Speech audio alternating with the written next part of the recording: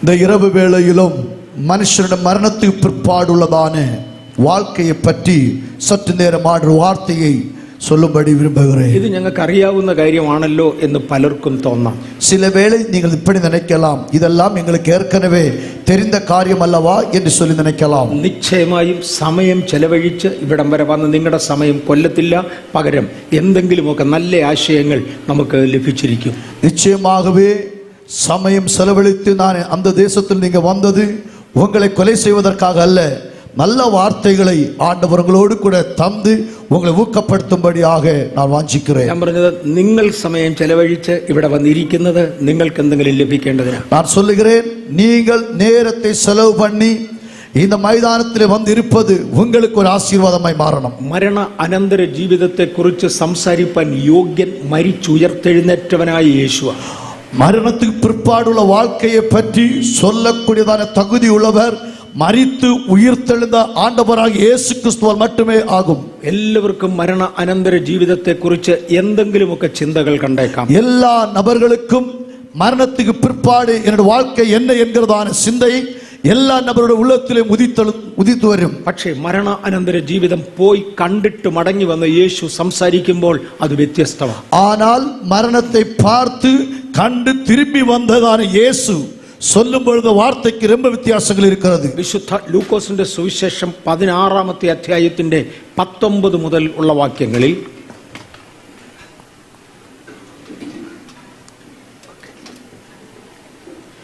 ലൂക്കാ എഴുതിയ സുവിശേഷം 16-ാം അധ്യായം അതിന്റെ 19 മുതൽ വാസിക്കും പൊழுது കർത്താവായ യേശു ഒരു ചരിത്രം പറയുക.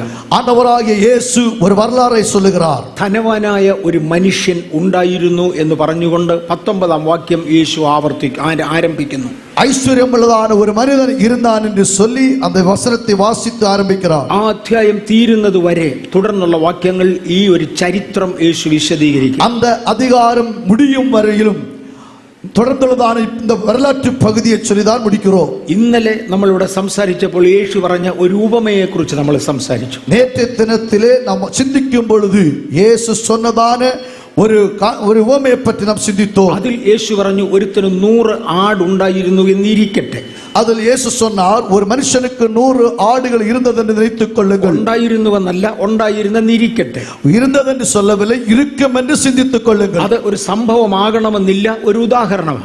அது ஒரு നടന്നதான காரியம் എന്ന് நினைக்க வேண்டாம், அது ஒரு எடுத்துக்காட்டாக நினைத்துக் கொள்ளுங்கள். ഒരു സ്ത്രീക്ക് 10 ദ്രഹ്മ ഉണ്ടായിരുന്നു എന്നിരിക്കട്ടെ. ഒരു സഹോദരിയുടെ കയ്യിലെ 10 വെള്ളിക്കാശുകൾ ഇരുന്നതെന്ന് നിனைத்துக் കൊള്ളുங்கள். അതൊരു ചരിത്രമല്ല, അതൊരു ഉപമയാണ്. അത് ഒരു வரலாறல்ல, அது ஒரு உவமை. എന്നാൽ ഇവിടെ യേശു പറയുന്നത് ഒരു ചരിത്രമാണ്. ஆனால் இங்கே இயேசு ஒரு வரலாற்று சம்பவத்தை சொல்லுகிறார். സംഭവിച്ച ഒരു കാര്യമാണ്, നടന്നதான ഒരു കാര്യം. അതുകൊണ്ട് ധനവാനായ ഒരു മനുഷ്യൻ ഉണ്ടായിരുന്നു ഇരിക്കട്ടെ എന്നല്ല, ഉണ്ടായിരുന്നു. ஆகவே ஐஸ்வர்யமுள்ள ஒரு மனிதன் இருந்தான், அவன் இருக்கட்டும் என்று சொல்லவில்லை, இருந்தான் என்று சொல்லப்படுகிறது.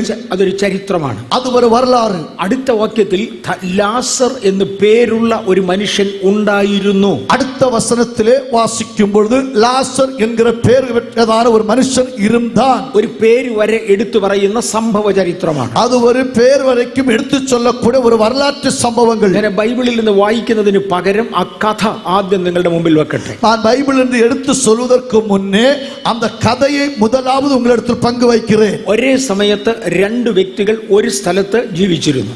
ഒരേ നേരത്തിൽ 2 നബர்கள் ഒരു ഇടത്തിൽ வாழ்ந்தார்கள். ഒന്ന് ഒരു ധനവാനായിരുന്നു, ഒരുവൻ ഐശ്വര്യവാനായിരുന്നാൻ. അവൻ ആഡംബരത്തോടെ ദിനംപ്രതി സുഖിച്ചുകൊണ്ടിരുന്നു. അവൻ ആഡംബരമായി ദിനംതോറും സംഭ്രമമായി வாழ்ந்துകൊണ്ടിരുന്നാൻ. അവസാനം അവന്റെ മരണത്തിങ്കിൽ അവൻ പാതാളത്തിൽ യാതന അനുഭവിക്കാൻ. കடைசியாக അവൻ മരണത്തിற்கு பிற்பாடு അവൻ പാതാളത്തിലേക്ക് കടന്നു ചെന്നാൻ.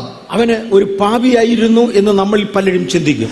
ஆனால் நாம் சிந்திப்போம், നമ്മൾ അനേകർ ചിന്തിക്കണം അവൻ പാപിയാകിയ മനുഷ്യനായിരുന്നാൻ. ബൈബിൾ ഗൗരവമായി വായിച്ചാൽ അവന്റെ ഒറ്റ പാപ സ്വഭാവവും വ്യക്തമായി അവിടെ എഴുതിയിട്ടില്ല. ஆனால் ബൈബിളை நாம் தெளிவாக வாசிக்கும் பொழுது அவனுடைய ஒரு பாவ சுபாவமும் அங்கே சொல்லப்படவில்லை. പകരം അവന്റെ അനേക നന്മകൾ ഈ ബൈബിളിൽ യേശു പറയുന്നുണ്ട്. അവൻ ചെയ്ത അനേക നന്മകളെ പറ്റി ബൈബിൾ சொல்லுகிறது. 2 ലാസർ എന്ന് പേരുള്ള ഒരു മനുഷ്യൻ പട്ടി നക്കുന്ന വ്രണമുള്ളവനായി അവിടെ ഉണ്ടായിരുന്നു. രണ്ടാമത് ലാസർ എன்கிறதான ഒരു പേരുള്ള ഒരു മനുഷ്യൻ നായ്കൾ പരുക്കളെ വന്ന് നക്കുകതാണ് அளவுக்கு ഒരു മനുഷ്യനൊക്കെ കാണപ്പെട്ടാൻ. അവൻ മരിച്ചു. അവനും മരിച്ചു പോനാൻ. ദൂതന്മാർ അവന്റെ ആത്മാവിനെ ദൈവസന്നിധിയിലേക്ക് കൊണ്ടുപോയി. ദൂതர்கள் അവൻ ആത്മാവെ ദേവ സമൂഹത്തിലേക്ക് കൊണ്ടു சென்றார்கள். ധനവാൻ മരിച്ചു, അവൻ നരകത്തിൽ യാതനാ സ്ഥലത്തേക്ക് മാറി. ഐശ്വര്യൻ മരിത്താൻ, അവൻ പാതാളത്തിലേക്ക് കടന്നു சென்றான். ലാസർ മരിച്ചു, അവൻ ദൈവസന്നിധിയിലേക്ക് ലാസർ മരിത്താൻ, അവൻ ദേവ സമൂഹത്തിൽ എടുത്തുകൊള്ളപ്പെട്ടാൻ. തുടർന്ന് അബ്രഹാമും ലാസറും തമ്മിൽ, അബ്രഹാമും ധനികനും തമ്മിൽ ഒരു സംസാരം നടക്കുകയാണ്. അതற்கு பிற்பாடு ആബ്രഹാമും ഐശ്വര്യവാനുക്കും തമ്മിൽ ഒരു ഉരയാടൽ നടക്കുന്നത്. ഇതാണ് ഈ ചരിത്ര ഭാഗം. இதுதான் இதனுடைய வரலாற்று சம்பவம். ഞാനിത് സംസാരിക്കുമ്പോൾ, நான் இதை பேசும்பொழுது, ഇത് കേവലം ബൈബിളിൽ നിന്ന് എടുത്ത ഒരു കഥയല്ലേ എന്ന് ആളുകൾ ചോദിച്ചേക്കാം. நீங்கள் சில வேளை நினைக்கலாம், ஐயோ இது பைபிளில் எடுக்கப்பட்டதான ஒரு கதை அல்லவா என்று நினைக்கலாம். അതെ, ഇത് ബൈബിളിൽ നിന്ന് എടുക്കപ്പെട്ട ചരിത്രം തന്നെയാണ്. அதுதானே பைபிளில் எடுக்கப்பட்டதான ஒரு வரலாற்று சம்பவம் தான். ഞാൻ ലോക സംഭവങ്ങളിൽ ഒന്ന് നിങ്ങളുടെ മുമ്പിൽ വെക്കാൻ ആഗ്രഹിക്കുന്നു. நான் உலக சம்பந்தமான காரியங்கள் ஒன்று உங்களுக்கு முன்பாக பேச விரும்பவில்லை. മരണാനന്തര ജീവിതം ഇല്ലെന്നും മനുഷ്യനൊരു ആത്മാവ് ഇല്ലെന്നും മറ്റും തെറ്റിദ്ധരിച്ച ഒരു വിഭാഗം ജനമുണ്ട്. ஒரு மரணத்துக்கு பிற்பாடு ஒரு மனுஷனுக்கு இன்னொரு வாழ்க்கை இல்லை, ஒரு ஆவி இல்லை என்று சொல்லி நினைக்கிறதான, தவறாக நினைக்கிறதான ஒரு கூட்டம் மக்கள் இருக்கிறார்கள். പറഞ്ഞു പറഞ്ഞ് ചിലര് പറയാറുണ്ട് ദൈവം ഇല്ലെന്നും മനുഷ്യൻ ആത്മാവില്ലെന്നും ശാസ്ത്രജ്ഞന്മാർ പറയുന്നു. சொல்லி சொல்லி கடைசியாக சில மனுஷர்கள் சொல்லுகிறார்கள் தேவன் இல்லை என்றும், மனிதர்கள் மட்டுமல்ல விஞ்ஞானிகள் வரைக்கும் சொல்லுகிறார்கள். അങ്ങനെ ആളുകൾ പറയുന്നു, ശാസ്ത്രജ്ഞന്മാർ അങ്ങനെ പറയാറില്ല. ആളുകൾ അങ്ങനെ പറയുന്നുണ്ട്, ശാസ്ത്രജ്ഞന്മാർ അത് പറയാറില്ല. ஆனால் மனிதர்கள் அப்படி சொல்லுகிறார்கள், ஆனால் விஞ்ஞானிகள் அப்படி சொல்லவில்லை. ഞാൻ ഒരു ശാസ്ത്രീയ സംഘടനയിൽ ഇന്ത്യൻ ഗവൺമെന്റിന് വേണ്ടി ചില വർഷങ്ങൾ ജോലി ചെയ്ത ആളാണ്. நான் அநேக வருஷங்களுக்கு முன்னே சில ஆண்டு காலங்கள் ஒரு விஞ்ஞான துறை சம்பந்தமான ஒரு காரியத்தில் இந்தியன் கவர்மெண்ட் கீழே வேலை பார்த்தேன். ഇന്ത്യയിലുള്ള സകല ശാസ്ത്രീയ ഓർഗനൈസേഷനുകളിലും പൂജ നടത്തുവാനും ദൈവത്തെ സേവിപ്പാനും ഗവൺമെന്റ് ഒരു ഫണ്ട് കൊടുക്കാറുണ്ട്. இந்தியாவிலுள்ளதான எல்லாம் அல்லது பூஜை செய்யக்கூடியதான இடங்களிலே பூஜை செய்வதற்கு இந்தியன் கவர்மெண்டில் இருந்து ஒரு நல்ல ஒரு ஊக்கத்தொகை கொடுப்பது உண்டு. ഇന്ത്യൻ ശാസ്ത്രജ്ഞന്മാർ ഏതെങ്കിലും ഒരു ദൈവത്തെ പലരും വിശ്വസിക്കുന്നവരാണ്. இந்தியாவிலுள்ளதான எல்லா விஞ்ஞானிகளும் ஏதாவது ஒரு விதத்திலே ஒரு தேவனை நம்புகிறவர்கள். അതില്ല എന്ന് ഒരുത്തൻ പറഞ്ഞാൽ അദ്ദേഹത്തിന് ഒരു വിവരവുമില്ല, വിവരക്കേട് പറയുന്നതേ ഉള്ളൂ. அவர்கள் தேவன் இல்லை என்று ஒருவன் சொன்னால் அவனுக்கு ஒருபோதும் அவர் நினைப்பார்கள் அவனுக்கு ஒரு புத்தியும் அல்லது ஒரு விவரமும் இல்லை என்று சொல்லுவார்கள். 1984 1984 ஆண்டு ലോക ശാസ്ത്രീയ സംഘടന പരസ്യപ്പെടുത്തിയ ഒരു പുസ്തകമുണ്ട്. உலக വിജ്ഞാന പുസ്തകം വെളിപ്പെടുത്തുന്നതാണ് ഒരു കാര്യമുണ്ട്. മുഴുവൻ ലോകത്തിലുമുള്ള ശാസ്ത്രജ്ഞന്മാർ ഒരുമിച്ച് ചേരുന്നതിനെയാണ് ലോക ശാസ്ത്ര സംഘടന. ഉലകം മുഴുവതും ഉള്ള എല്ലാ വിജ്ഞാനികളും ചേർന്ന് എഴുതപ്പെടുന്ന പുസ്തകത്തിനുടെ പേര് താൻ ഉലക വിജ്ഞാന പുസ്തകം. അവർ ഒരു പുസ്തകം പരസ്യപ്പെടുത്തിയിട്ടുണ്ട്. അവർ ഒരു പുസ്തകത്തെ വെളിയിട്ടാர்கள். ലൈഫ് ആഫ്റ്റർ ലൈഫ് എന്നാണ് ആ പുസ്തകത്തിന്റെ வாழ்க்கைக்கு அப்புறம் என்ன வாழ்க்கை என்கிறதான் பேர். ജർമ്മനിയിൽ 1984 പ്രിന്റ് ചെയ്ത ഈ പുസ്തകം 120 രൂപ വിലയ്ക്ക് ഇന്ത്യയിൽ വിറ്റു വന്നു. 1984 ആണ്ട് അച്ചടിക്കപ്പെട്ടതാണ് പുസ്തകം ഇന്ത്യയിലെ 120 രൂപയ്ക്ക് വിൽപ്പനയ്ക്ക് വെളിയെ വന്നത്. 1986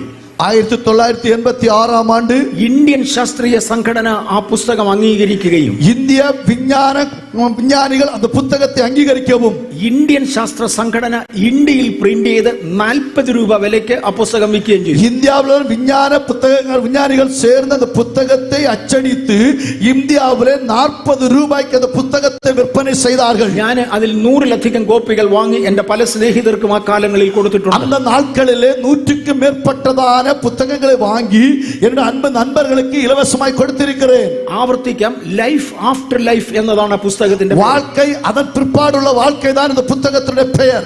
ഇന്നും ആവശ്യമുള്ളവർ വെബ്സൈറ്റിൽ നോക്കിയാൽ ഇന്നും ആ പുസ്തകം വാങ്ങിക്കാൻ தேவைப்படுகிறவர்களுக்கு இன்றைக்கும் வெப்சைட்டிலே பார்த்தால் அந்த புத்தகத்தை மறுபடியும் உங்களுக்கு பார்க்கலாம். അതിനകത്ത് ഒരു നീണ്ട ചരിത്രമുണ്ട്. அதற்குள்ள ஒரு பெரிய ஒரு வரலாறு இருக்கிறது. ആ ചരിത്രത്തെ തുടർന്ന് ശാസ്ത്രലോകം നടത്തിയ ഒരു അന്വേഷണ പരമ്പരയുണ്ട്. அந்த வரலாற்று புஸ்தகத்தை வாசிக்கும் பொழுது அந்த விஞ்ஞான சாஸ்திரிகள் நடத்தப்பட்டதான ஒரு பெரிய ஒரு உலகம் இருக்கிறது. ഞാനത് ചുരുക്കമായി പറയാം. அதை நான் சுருக்கமாய் சொல்லுகிறேன். ജർമ്മനിയിൽ ദൈവമില്ല എന്ന് വിശ്വസിക്കുന്ന ഒരു ശാസ്ത്രജ്ഞനും അതേസമയം ഒരു ഹാർട്ട് സ്പെഷ്യലിസ്റ്റുമായ ഒരു ഡോക്ടർ ഉണ്ടായിരുന്നു. ജർമ്മനിയിലെ ഒരു ഹാർട്ട് സ്പെഷ്യലിസ്റ്റുമായ அல்லது ഒരു വിജ്ഞാനിയുമായി കാണപ്പെട്ടതാണ് ഒരു മനുഷ്യൻ, ഒരു ഡോക്ടർ இருந்தார். ഡോക്ടർ റെയിൻഹാർഡ് എന്നായിരുന്നു അദ്ദേഹത്തിന്റെ പേര്. അവരുടെ പേര് ഡോക്ടർ റെയിൻഹാർഡ്. ഓർത്തിരിക്കാൻ എളുപ്പമുണ്ട്. ബോംഗയുടെ പേരിന്റെ ആദ്യത്തെ ഭാഗമാണ് റെയിൻഹാർഡ്. உங்களுக்கு மனதில் வைப்பதற்கு நல்ல ஞாபகப்படுத்தி வைப்பதற்கு ஒரு வாய்ப்புண்டு. போங்கையுடைய முதல் பேர் நீங்கள் மனசில் வைத்திருந்தா போறோம். அவருடைய பேர் ரெய்னார்ட் போங்கே. அதான் റെയിൻഹാർഡ്. அந்த டாக்டருடைய பேர் ரெய்ன்கார்ட். ഡോക്ടർ റെയിൻഹാർഡ് ദൈവമില്ല എന്ന് പറഞ്ഞിരുന്നു, പഠിപ്പിച്ചിരുന്നു, വിശ്വസിച്ചു. அந்த மருத்துவர் தேவன் இல்லை என்று சொல்லி ரெய்ன்கார்ட் என்கிற மருத்துவர் கற்றுக் கொடுத்தார்கள். അദ്ദേഹത്തിന് സ്വന്തം ഒരു ഹോസ്പിറ്റൽ ഉണ്ട്. அவருக்கு சொந்தமாக ஒரு மருத்துவமனை இருந்தது. ഒരു ദിവസം അദ്ദേഹത്തിന്റെ ഹോസ്പിറ്റലിൽ ഒരു ഹൃദയരോഗിയെ അഡ്മിറ്റ് ചെയ്തു. ஒரு நாள் அவருடைய மருத்துவமனையிலே இருதய சம்பந்தமான பலவீனமுள்ள ஒரு மனுஷனை அட்மிட் பண்ணினார்கள். ആ പുസ്തകത്തിൽ ഡോക്ടർ റെയിൻഹാർഡ് എഴുതിയിരിക്കുന്നത് ആ മനുഷ്യൻ അല്പസമയത്തിന് ശേഷം മരിച്ചു. அந்த புத்தகத்தில் இவ்வண்ணமா எழுதப்பட்டிருக்கிறது, ரெய்ன்கார்ட் இப்படி எழுதியிருக்கிறார், இந்த மனுஷன் சற்று நேரத்துக்குள்ளே மரித்து போவான். ഏതാണ്ട് 40 മിനിറ്റോളം ഈ മരിച്ച ശരീരത്തെ തിരിച്ച് റിവൈവ് ചെയ്യുവാൻ ഡോക്ടേഴ്സ് പരിശ്രമിച്ചുകൊണ്ടിരുന്നു. மரித்து போனதான இந்த சரீரத்தை மறுபடி 40 நிமிடங்கள் மறுபடியும் அதை ஆராய்ச்சி பண்ணி கொண்டிருந்தார்கள். അദ്ദേഹത്തിന്റെ ഹാർട്ടിനകത്തേക്ക് ഡയറക്ട്ലി ഒരു ഇഞ്ചക്ഷൻ കൊടുത്തു. அவருடைய இருதயத்தில்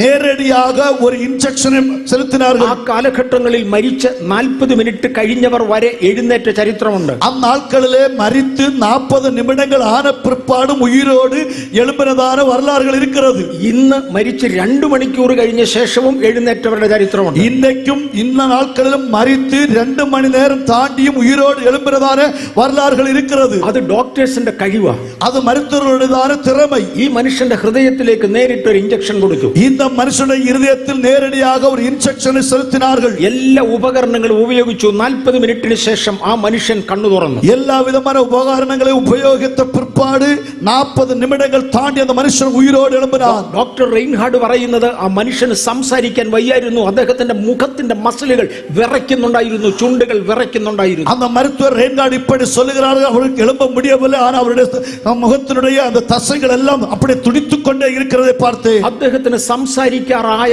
ആദ്യ സമയം അദ്ദേഹം ഡോക്ടറോട് ഇങ്ങനെ പറഞ്ഞു. அவருக்கு பேச முடிகிறதான அந்த முதல் வார்த்தையில் அந்த மருத்துவரை பார்த்து இப்படியாக சொன்னார். അദ്ദേഹം ഡോക്ടറോട് പറഞ്ഞു, ഡോക്ടറെ, ഞാൻ പോയിരുന്ന സ്ഥലത്തേക്ക് എന്നെ തിരികെ അയക്കരുത്. அவர்கள் இப்படியாக சொன்னார்கள், மருத்துவரே, நான் ஏற்கனவே போனதான இடத்திற்கு என்னை மறுபடி நீங்கள் அனுப்பக்கூடாது. ആ സ്ഥലം ഭയാനകമാണ്. அந்த இடம் மகா பயங்கரம். എങ്ങനെയും എന്നെ രക്ഷിക്കണം, അവിടേക്ക് എന്നെ അയക്കരുത്. எப்படியாவது நீங்கள் என்னை தப்பிக்க வேண்டும், அந்த இடத்துக்கு என்னை அனுப்பக்கூடாது. ഈ ഡോക്ടർ നിരീശ്വരവാദിയാണ്. இந்த மருத்துவர் தேவன் இல்லை என்று சொல்லுகிறவர், മനുഷ്യൻ ആത്മാവില്ലെന്ന് പറയുന്നവനാണ്. மனுஷனுக்கு ஆவி இல்லை என்று சொல்லுகிறவர். അദ്ദേഹം ചോദിച്ചു, മനുഷ്യ, നിങ്ങൾ എവിടെ പോയി എന്നാ പറയുന്നത്? அவர் கேட்கிறார், மனிதனே, நீங்கள் எங்கே போனீர்கள் என்று கேட்கிறார். പറഞ്ഞു, ഞാൻ ഭയാനകമായ ഒരു സ്ഥലത്തേക്ക്. அவர் சொன்னார், பயங்கரமான ஒரு இடத்துக்கு கடந்து சென்று എങ്ങനെയോ ഞാൻ രക്ഷപ്പെട്ടു. எப்படியே நான் தப்பித்தேன். ഇനിയും അവിടേക്ക് പോകാൻ എന്നെ വിടരുത്. இனிமேல் என்னை அங்கே போக அனுமதிக்க கூடாது. ഡോക്ടർ മനുഷ്യനോട് അല്പസമയം സംസാരിച്ചു. அந்த மருத்துவர் அந்த மனுஷனிடத்தில் கொஞ்ச நேரம் பேசினார். തുടർന്ന് അന്ന് ലഞ്ച് കഴിക്കാൻ പോയപ്പോൾ அந்த மத்தியான வேளையில் ஆகாரம் சாப்பிட கடந்து செல்லும் போது ഡോക്ടേഴ്സ് ഒരുമിച്ച് കൂടിയിരുന്ന് ആഹാരം കഴിക്കവേ மருத்துவர்கள் எல்லாரும் சேர்ந்திருந்து சாப்பிடும் பொழுது നിരീശ്വരനായിരുന്ന റെയിൻഹാർഡ് തന്റെ സഹപ്രവർത്തകരോട് പറഞ്ഞു, ഇങ്ങനെ ഒരു സംഭവം ഉണ്ടായി. தேவன் இல்லை என்று சொல்லுகிறதான மருத்துவர் ரெய்ன்கார்ட் தன் நண்பர்களை பார்த்து இப்படியாக ஒரு வார்த்தை சொன்னார். മറ്റു ഡോക്ടേഴ്സ് പറഞ്ഞു, ഡോക്ടറെ, ദൈവമില്ല എന്ന് മനുഷ്യൻ ആത്മാവില്ലെന്ന് നിങ്ങളല്ലേ പറഞ്ഞു നടന്നത്?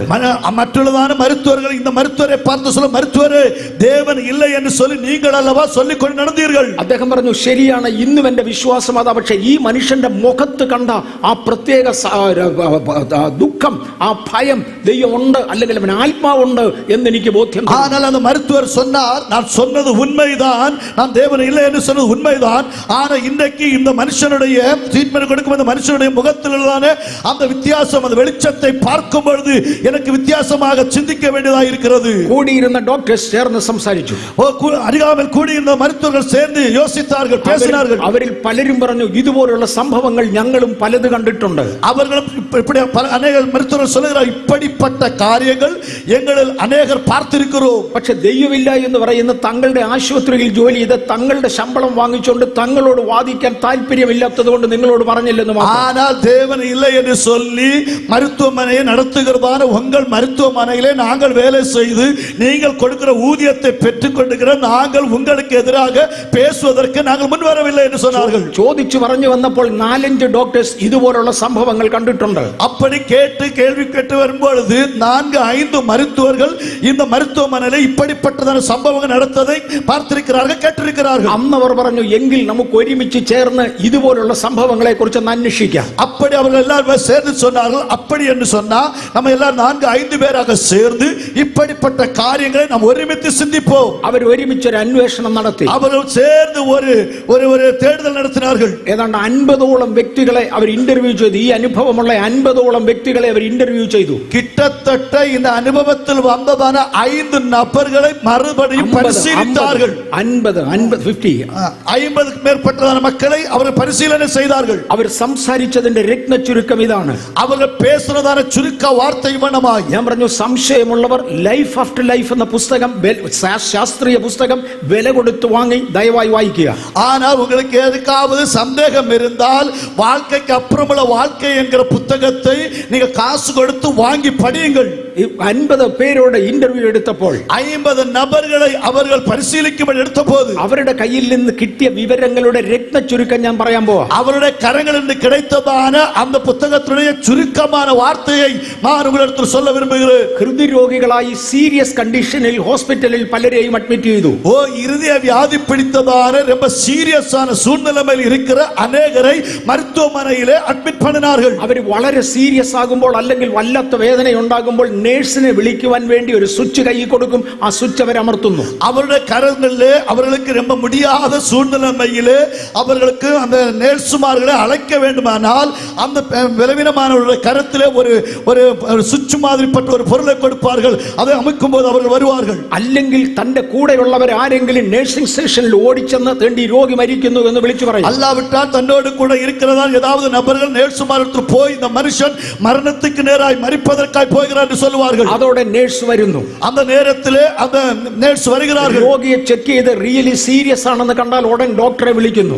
அந்த நேர்சுமார்கள் வந்து இந்த வியாதியஸ்தனை செக் பண்ணும் பொழுது உண்மையாகவே இவர்கள் மிகவும் மோசமான சீரியஸான சூழ்நிலையில் இருக்கிறார் என்று சொன்னால் அவர் உடனே மருத்துவரை அழைப்பார்கள். ഇവർ ഓരോരുത്തരും പറയുന്ന ഒരു ചരിത്രം ശ്രദ്ധിച്ചാലും இவர்கள் ஒவ்வொருவரும் சொல்லக்கூடியதான ஒரு பெரிய ஒரு வரலாற்றை கருப்பொருளை சிந்தித்து பாருங்கள். ഈ ഡോക്ടർ ചികിത്സിച്ചു കൊണ്ടിരിക്കുമ്പോൾ இந்த மருத்துவர் அவர்களுக்கு சிகிச்சை செய்து கொண்டிருக்கும் பொழுது രോഗി കാണുന്നത് അദ്ദേഹം സ്വന്തം ശരീരത്തിന്റെ വെളിയിൽ വന്ന് നിൽക്കുന്നു.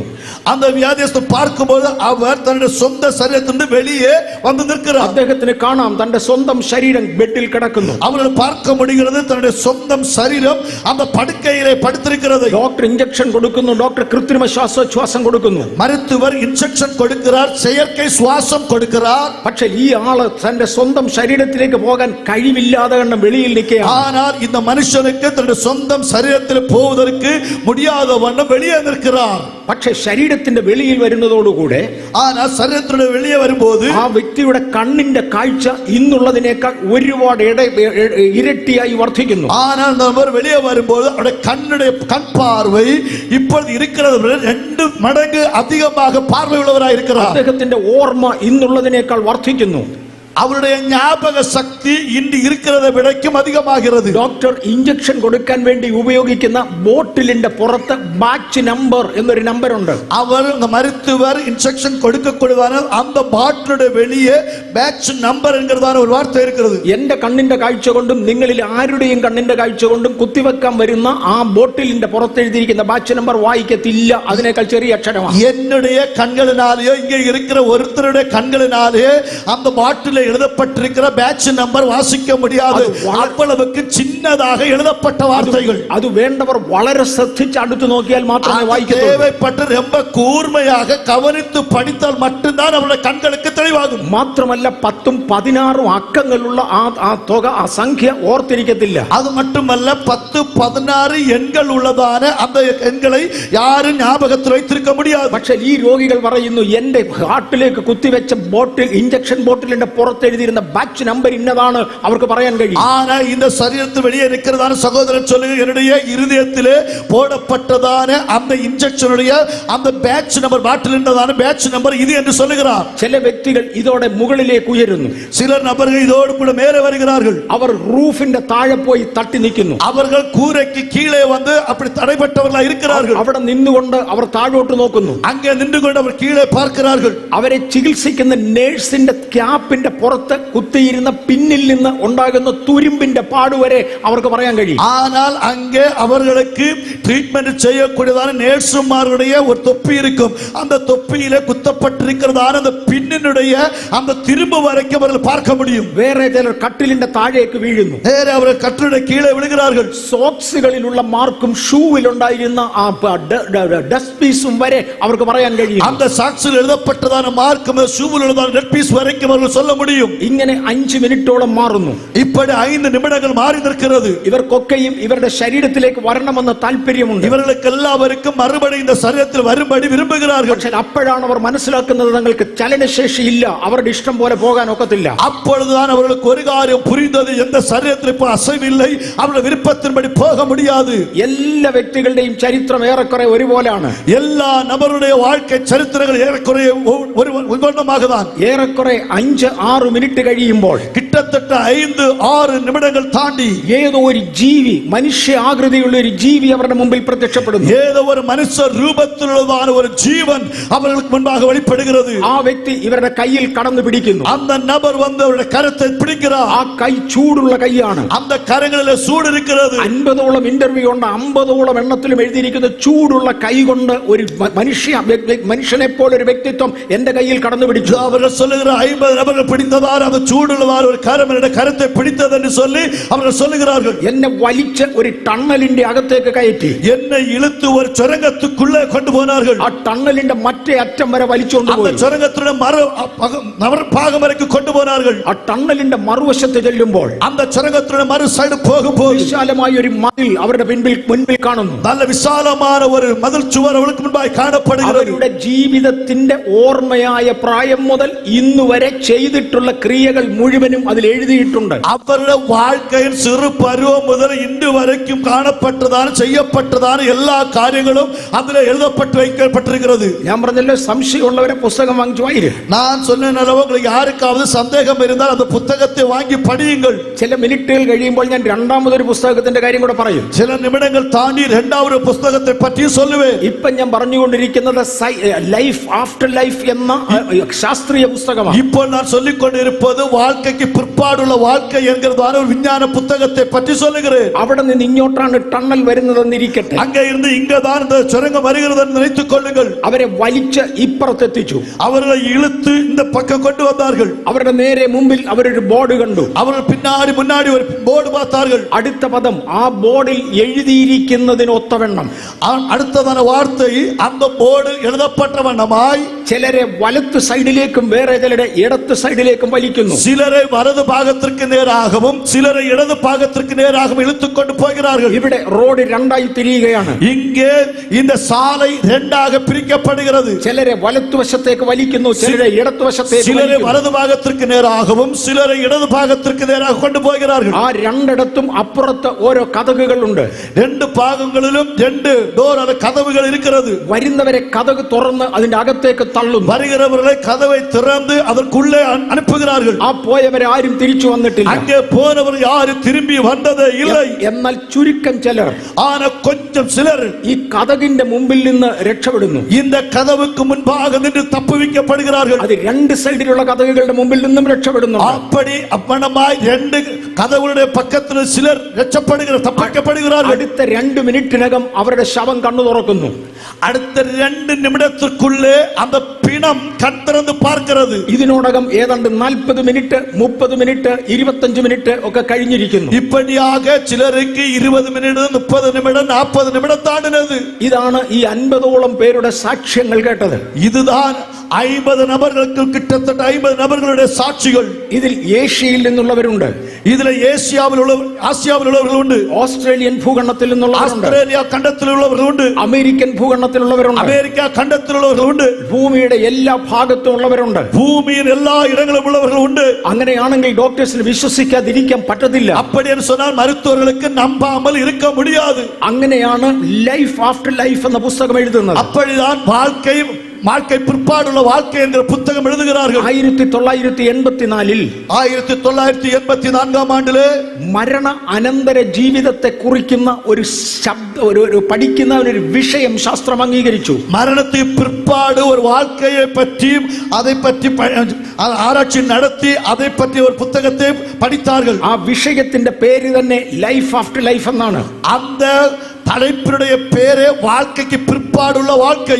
ഇന്ന് ഫിസിക്സ് എന്നോ കെമിസ്ട്രി എന്നോ ബയോളജി എന്നോ പറയുന്നത് പോലെ ഒരു പുതിയ ശാസ്ത്രീയ വിഭാഗം കൂടെ പഠിക്കുവാൻ വേണ്ടി എടുത്തു. അതിന്റെ പേരാണ് ലൈഫ് ആഫ്റ്റർ ലൈഫ്. இன்றைக்கு இங்க படிக்கிறதான பிசிக்ஸ் பயாலஜி அப்படி படிக்கிறது போல அன்னைக்கு அவர்கள் எடுத்து படித்ததான அந்த புத்தகத்தினுடைய பேர் தான் வாழ்க்கைக்கு பிற்பாடுள்ள வாழ்க்கை. അതിന്റെ ഒന്നാമത്തെ ടെക്സ്റ്റ് ബുക്കായി ഈ പുസ്തകം തന്നെ അംഗീകരിച്ചു. അതിനും ലൈഫ് ആഫ്റ്റർ ലൈഫ് എന്ന പേര് കൊടുത്തു. അതിന്റെ മുതൽ പാഠ പുസ്തകത്തിற்கு ഒരു தலைப்பை கொடுத்தார்கள். அதற்கும் வாழ்க்கைக்கு பிற்பாடுள்ள வாழ்க்கை என்கிற தலைப்பை கொடுத்தார்கள். ഇനി ഞാൻ ഈ പുസ്തകത്തിൽ നിന്ന് ഒരു ചരിത്രം എടുക്കാൻ പോകുകയാണ്. ഇനി இந்த പുസ്തകത്തിൽ നിന്ന് ഒരു സംഭവത്തെ എടുക്ക പോകുகிறேன். ആ ചരിത്രം 2 പുസ്തകങ്ങളിൽ രേഖപ്പെടുത്തിയിട്ടുണ്ട്.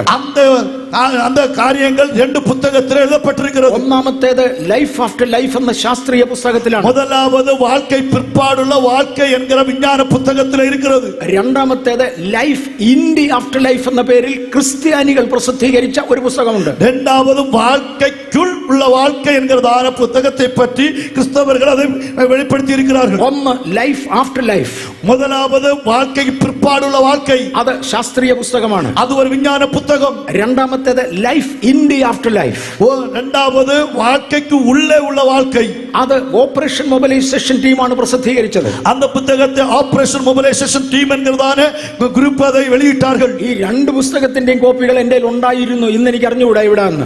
இந்த 2 புத்தகத்தினுடையும் பிரதிகள் என்னுடைய கையில இருந்தது. இப்போ எங்க இருக்கிறது தெரியாது. ഇതിൽ ഒരു ചരിത്രം 2 പുസ്തകത്തിലുമുണ്ട്. ഞാനത് വിശദീകരിക്കട്ടെ. ഇതിൽ ഒരു வரலாற்று സംഭവം 2 പുസ്തകത്തിലും இருக்கிறது.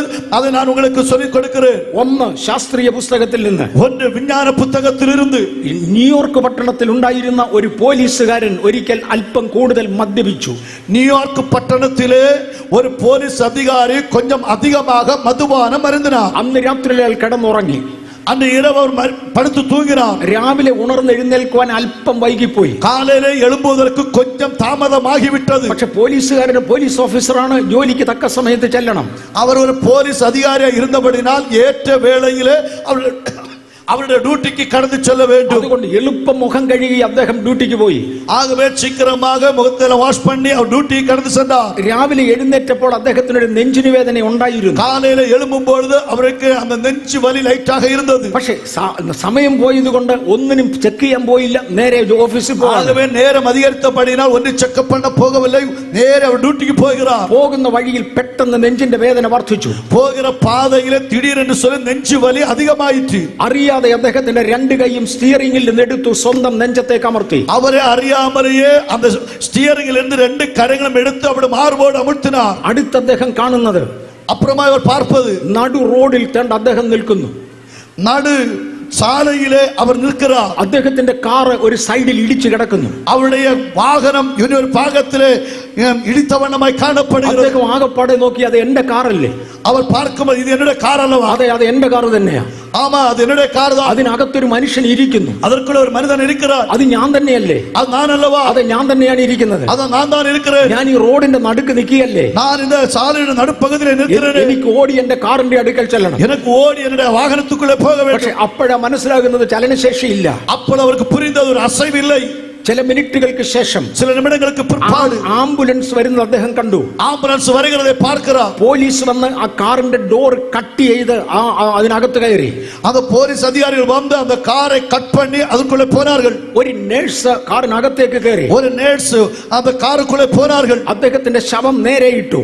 அவருடைய பிணத்தை நேரே வைத்தார்கள். അദ്ദേഹത്തിന് കൃത്രിമ ശ്വാസോച്ഛ്വാസം കൊടുക്കുവാൻ അവളുടെ വായ അദ്ദേഹത്തിന്റെ മൂക്കിനോട് അടുപ്പിച്ചു ശ്വാസോച്ഛ്വാസം കൊടുത്തു. அவர்களுக்கு ஒரு செயற்கை சுவாசம் கொடுக்கும்படி அவருடைய வாயை வைத்து ஊதும்படி பிரயாசப்பட்டார்கள். വേറൊരുവൻ അദ്ദേഹത്തിന്റെ നെഞ്ച് ഞെക്കിക്കൊണ്ടിരുന്നു. இன்னொரு நபர் அவருடைய நெஞ்சை அப்படி அமுக்கிக் கொண்டே இருந்தார்கள். താൻ ഇത് കണ്ടുകൊണ്ട് നിൽക്കുകയാണ്. அவர் இதை பார்த்து கொண்டே இருக்கிறார். ഈ സമയത്ത് ഒരു living being with a warm hand, അത് കൊടുത്തിരിക്കുന്ന ഭാഷ ഞാൻ അതുപോലെ പറയണേ, living being with a warm hand, ജീവനുള്ള ഒരു വ്യക്തിത്വം ചൂടുള്ള കൈകൊണ്ട് എന്നെ കയറി പിടിച്ചു. அந்த நேரத்தில் இப்படியாக சொல்லப்பட்டிருக்கிறது, ஒரு சூடு உள்ளதான ஒரு கரத்தினாலே ஒரு ஜீவனுள்ளதான ஒரு ஜீவன் வந்து என்னுடைய கரத்தை ஏறி பிடித்தது. എന്നെ വലിച്ചൊരു ടണ്ണലിൽ കയറ്റി.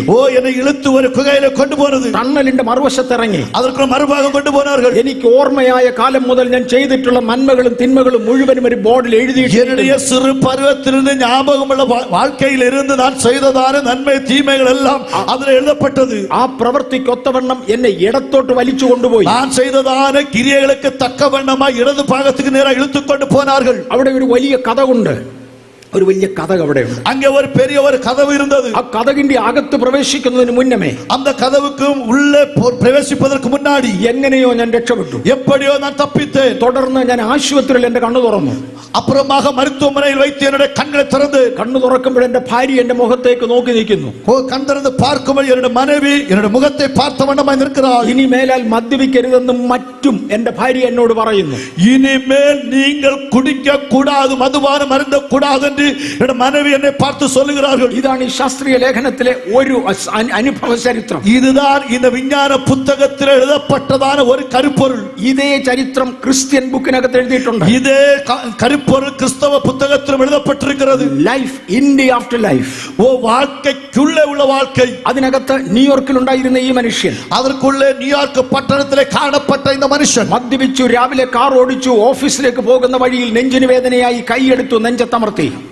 அவன் மதுபானம் அருந்தி அவர் வாகனத்தை ஓட்டி செல்லும் பொழுது அவர் தன்னுடைய காரை விட்டு ரெண்டு கரங்களும் எடுத்து மார்போடு அல்லது இருதயத்தோடு நெஞ்சோடு அமுக்கப்பட்ட செய்தி உண்டது. പെട്ടെന്ന് അദ്ദേഹത്തിന് മനസ്സിലായി താനെ റോഡിന്റെ നടുക്ക് നിൽക്കുന്നു. சீக்கிரம் அவருக்கு ஒரு காரியம் புரிந்தது. அவர் இந்த அந்த சாலைக்குள் நடுவில் இருக்கிறதை പോലീസ് വരുന്നു, കാർ വെട്ടി തുറക്കുന്നു, നേഴ്സ് അകത്ത് കയറുന്നു, ശ്വാസോച്ഛ്വാസം കൊടുക്കുന്നു. போலீஸ் அதிகாரிகள் வருகிறார்கள், காரை துண்டித்து உள்ளே போகிறார்கள். அதற்குள்ள நேர்ஸ் கடந்து செல்லுகிறார்கள். அவர்கள் செயற்கை சுவாசம் கொடுக்கிறார்கள். ചൂടുള്ള കൈയുമായി ഒരാൾ എന്നെ പിടിക്കുന്നു. நல்ல ஹீட்டுள்ள சூடான ஒரு கரവുമായി மனுஷன் பிடிக்கிறார். ടണ്ണലിൽ കൊണ്ടുവന്ന് വലിച്ച ഇക്കരക്ക് അയറ്റുന്നു. அந்த கொலையிலிருந்து இழுத்துக் கொண்டு வந்து மறுகரையில கொண்டு விடுகிறார். എന്റെ ചരിത്രം മുഴുവനും എഴുതി വെച്ചിരിക്കുന്നു. என்னுடைய வரலாற்று சம்பவங்கள் எல்லாம் எழுதப்பட்டிருக்கிறது. ഇവിടം വരെ ഒരുപോലെയാ. ரெண்டு பாகமும் அல்ல இந்த இடம் வரைக்கும் ஒன்று போல. ഇനി ഒരു വ്യത്യാസം.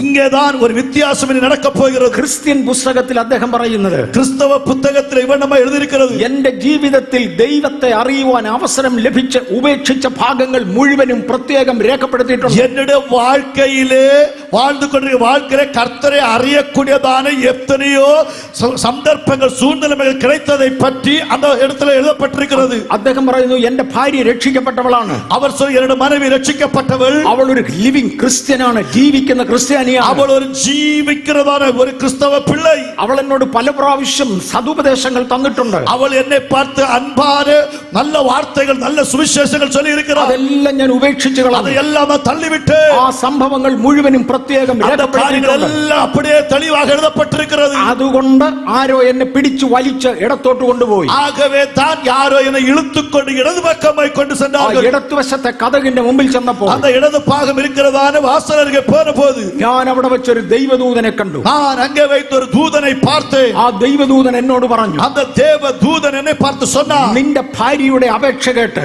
உன்னுடைய மனைவிയുടെ விண்ணப்பத்தை கேட்டு നിനക്കൊരു സമയം കൂടെ തരികയാണ്. உனக்கு ஒரு வாய்ப்பை கூட தருகிறேன். നിനക്ക് മടങ്ങിപ്പോകാം. உனக்கு திரும்பி போகலாம். പക്ഷേ ഇനിയെങ്കിലും ചൊവ്വേ ജീവിക്കണം. ஆனா இனியாவது கீழ்ப்படிதலோடு வாழ வேண்டும். നീ തിരികെ പോയാൽ, நீ திரும்ப போனால் നീ ഒരു സുവിശേഷകനായി മാറണം. நீ ஒரு ஊழியக்காரன் சுவிசேஷகனாய் மாற வேண்டும். 2-3 സ്ഥലങ്ങൾ അദ്ദേഹത്തിന് കാണിച്ചു കൊടുത്തു. 2-3 இடங்களை காண்பித்து கொடுத்தார். ഈ സ്ഥലങ്ങളിൽ പോയി നീ വേല ചെയ്യണം. இந்த இடங்களிலே போய் ஊழியத்தை செய்ய வேண்டும். ഇത് പറഞ്ഞു ഞാൻ രക്ഷപ്പെട്ടു. அப்படி சொல்லி அவர் தப்பினார். അടുത്ത മിനിറ്റിൽ ഞാൻ ഹോസ്പിറ്റലിൽ എന്റെ കണ്ണു തുറന്നു.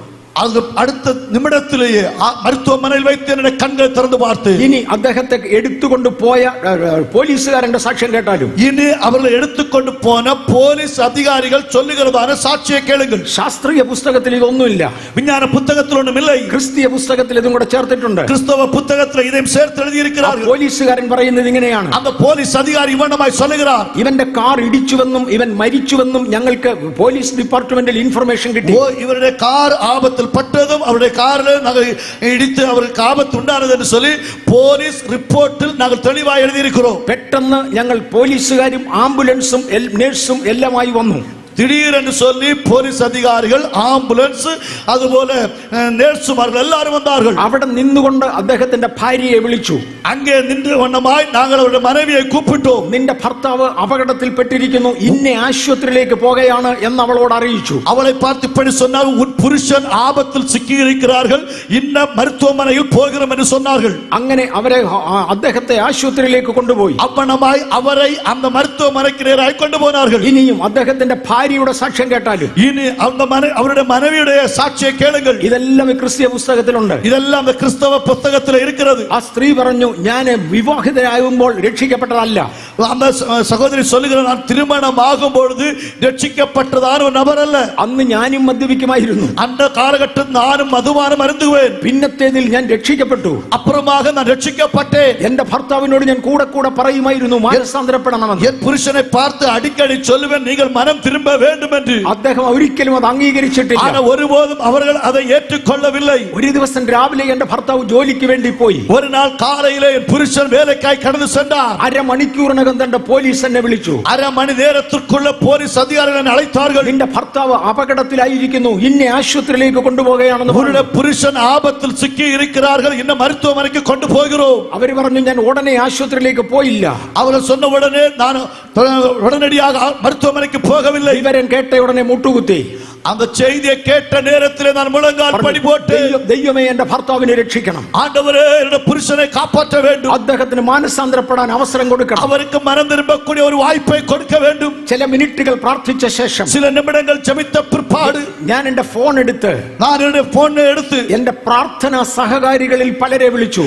எனக்கு ஜெபத்தில் உதவி செய்கிறதான அநேகருக்கு அழைத்தேன். അവരോട് പറഞ്ഞു, നിങ്ങൾ അന്യോന്യം ദയവായി വിവരം അറിയിക്കണം. அவர்களை பார்த்து சொன்னேன், நீங்கள் மாறி மாறி இந்த செய்தியை அனுப்ப வேண்டும். എന്റെ ഭർത്താവ് മാനസാന്തരപ്പെട്ടേ മതിയാകും. என்னுடைய புருஷன் மனம் திரும்பியே ஆக வேண்டும். അങ്ങനെ ചില മിനിറ്റുകൾ അവരുമായി സമയം ചെലവഴിച്ച ശേഷം, சில நிமிடங்கள் அவர்களுமாக நேரத்தை பங்கிட்ட பிற்பாடு ഞാൻ പെട്ടെന്ന് ഹോസ്പിറ്റലിലേക്ക് ചെന്നു. நான் திடீரென்று சொல்லி அந்த மருத்துவமனையிலே போனேன். അവിടെ നിന്നവർ പറഞ്ഞു, രക്ഷയില്ല, ഇനി തിരിച്ചു വരത്തില്ല. அங்க நின்றவர்கள் சொன்னார்கள், இனி தப்பாது, இனி திரும்ப வரமாட்டான். ഞങ്ങളെ കൊണ്ടാവുന്നതൊക്കെ ചെയ്തു. எங்களால் இயன்ற மட்டும் செய்து பார்த்தோம். ഇപ്പോഴും മരിച്ചെന്ന് സർട്ടിഫിക്കറ്റ് എഴുതിയിട്ടില്ല, ഇപ്പോഴും ചെയ്തുകൊണ്ടിരിക്കുക. இதுவரை மரித்தார் என்று சொல்லி சர்டிபிகேட் எழுதவில்லை, இப்போது ட்ரீட்மெண்ட் கொடுக்கிறார்கள். പക്ഷെ നിനക്കിപ്പോ കയറി കാണാൻ ഒക്കത്തില്ല. ஆனால் உனக்கு இப்போது பார்க்க முடியாது. അതുപോലെ സീരിയസ് ആയ കണ്ടീഷനാണ്. அவ்வண்ணமாய் சீரியஸான சூழ்நிலைமை. ഹാർട്ട് അറ്റാക്ക് കൊണ്ടാണ് അയാൾ പോയിരിക്കുന്നത്. அவர் ஹார்ட் அட்டாக்னாலது அவருக்கு போயிருக்கிறார். അവർ ആ റൂമിന്റെ ഫ്രണ്ടിൽ നിന്ന് പ്രാർത്ഥിച്ചു. அந்த அறையினுடைய முன்னாடி நின்று ஜெபிக்கிறார். 4-5 മിനിറ്റ് കഴിഞ്ഞപ്പോൾ ഒരു നേഴ്സ് ഓടി ഇറങ്ങി വന്നു. 4-5 நிமிடங்கள் தாண்டி ஒரு நேர்ஸ் வெளியே வருகிறார்கள். അന്നച്ചു പറഞ്ഞു, ഒരു അത്ഭുതം നടന്നിരിക്കുന്നു, നിനക്കകത്ത് വരാം.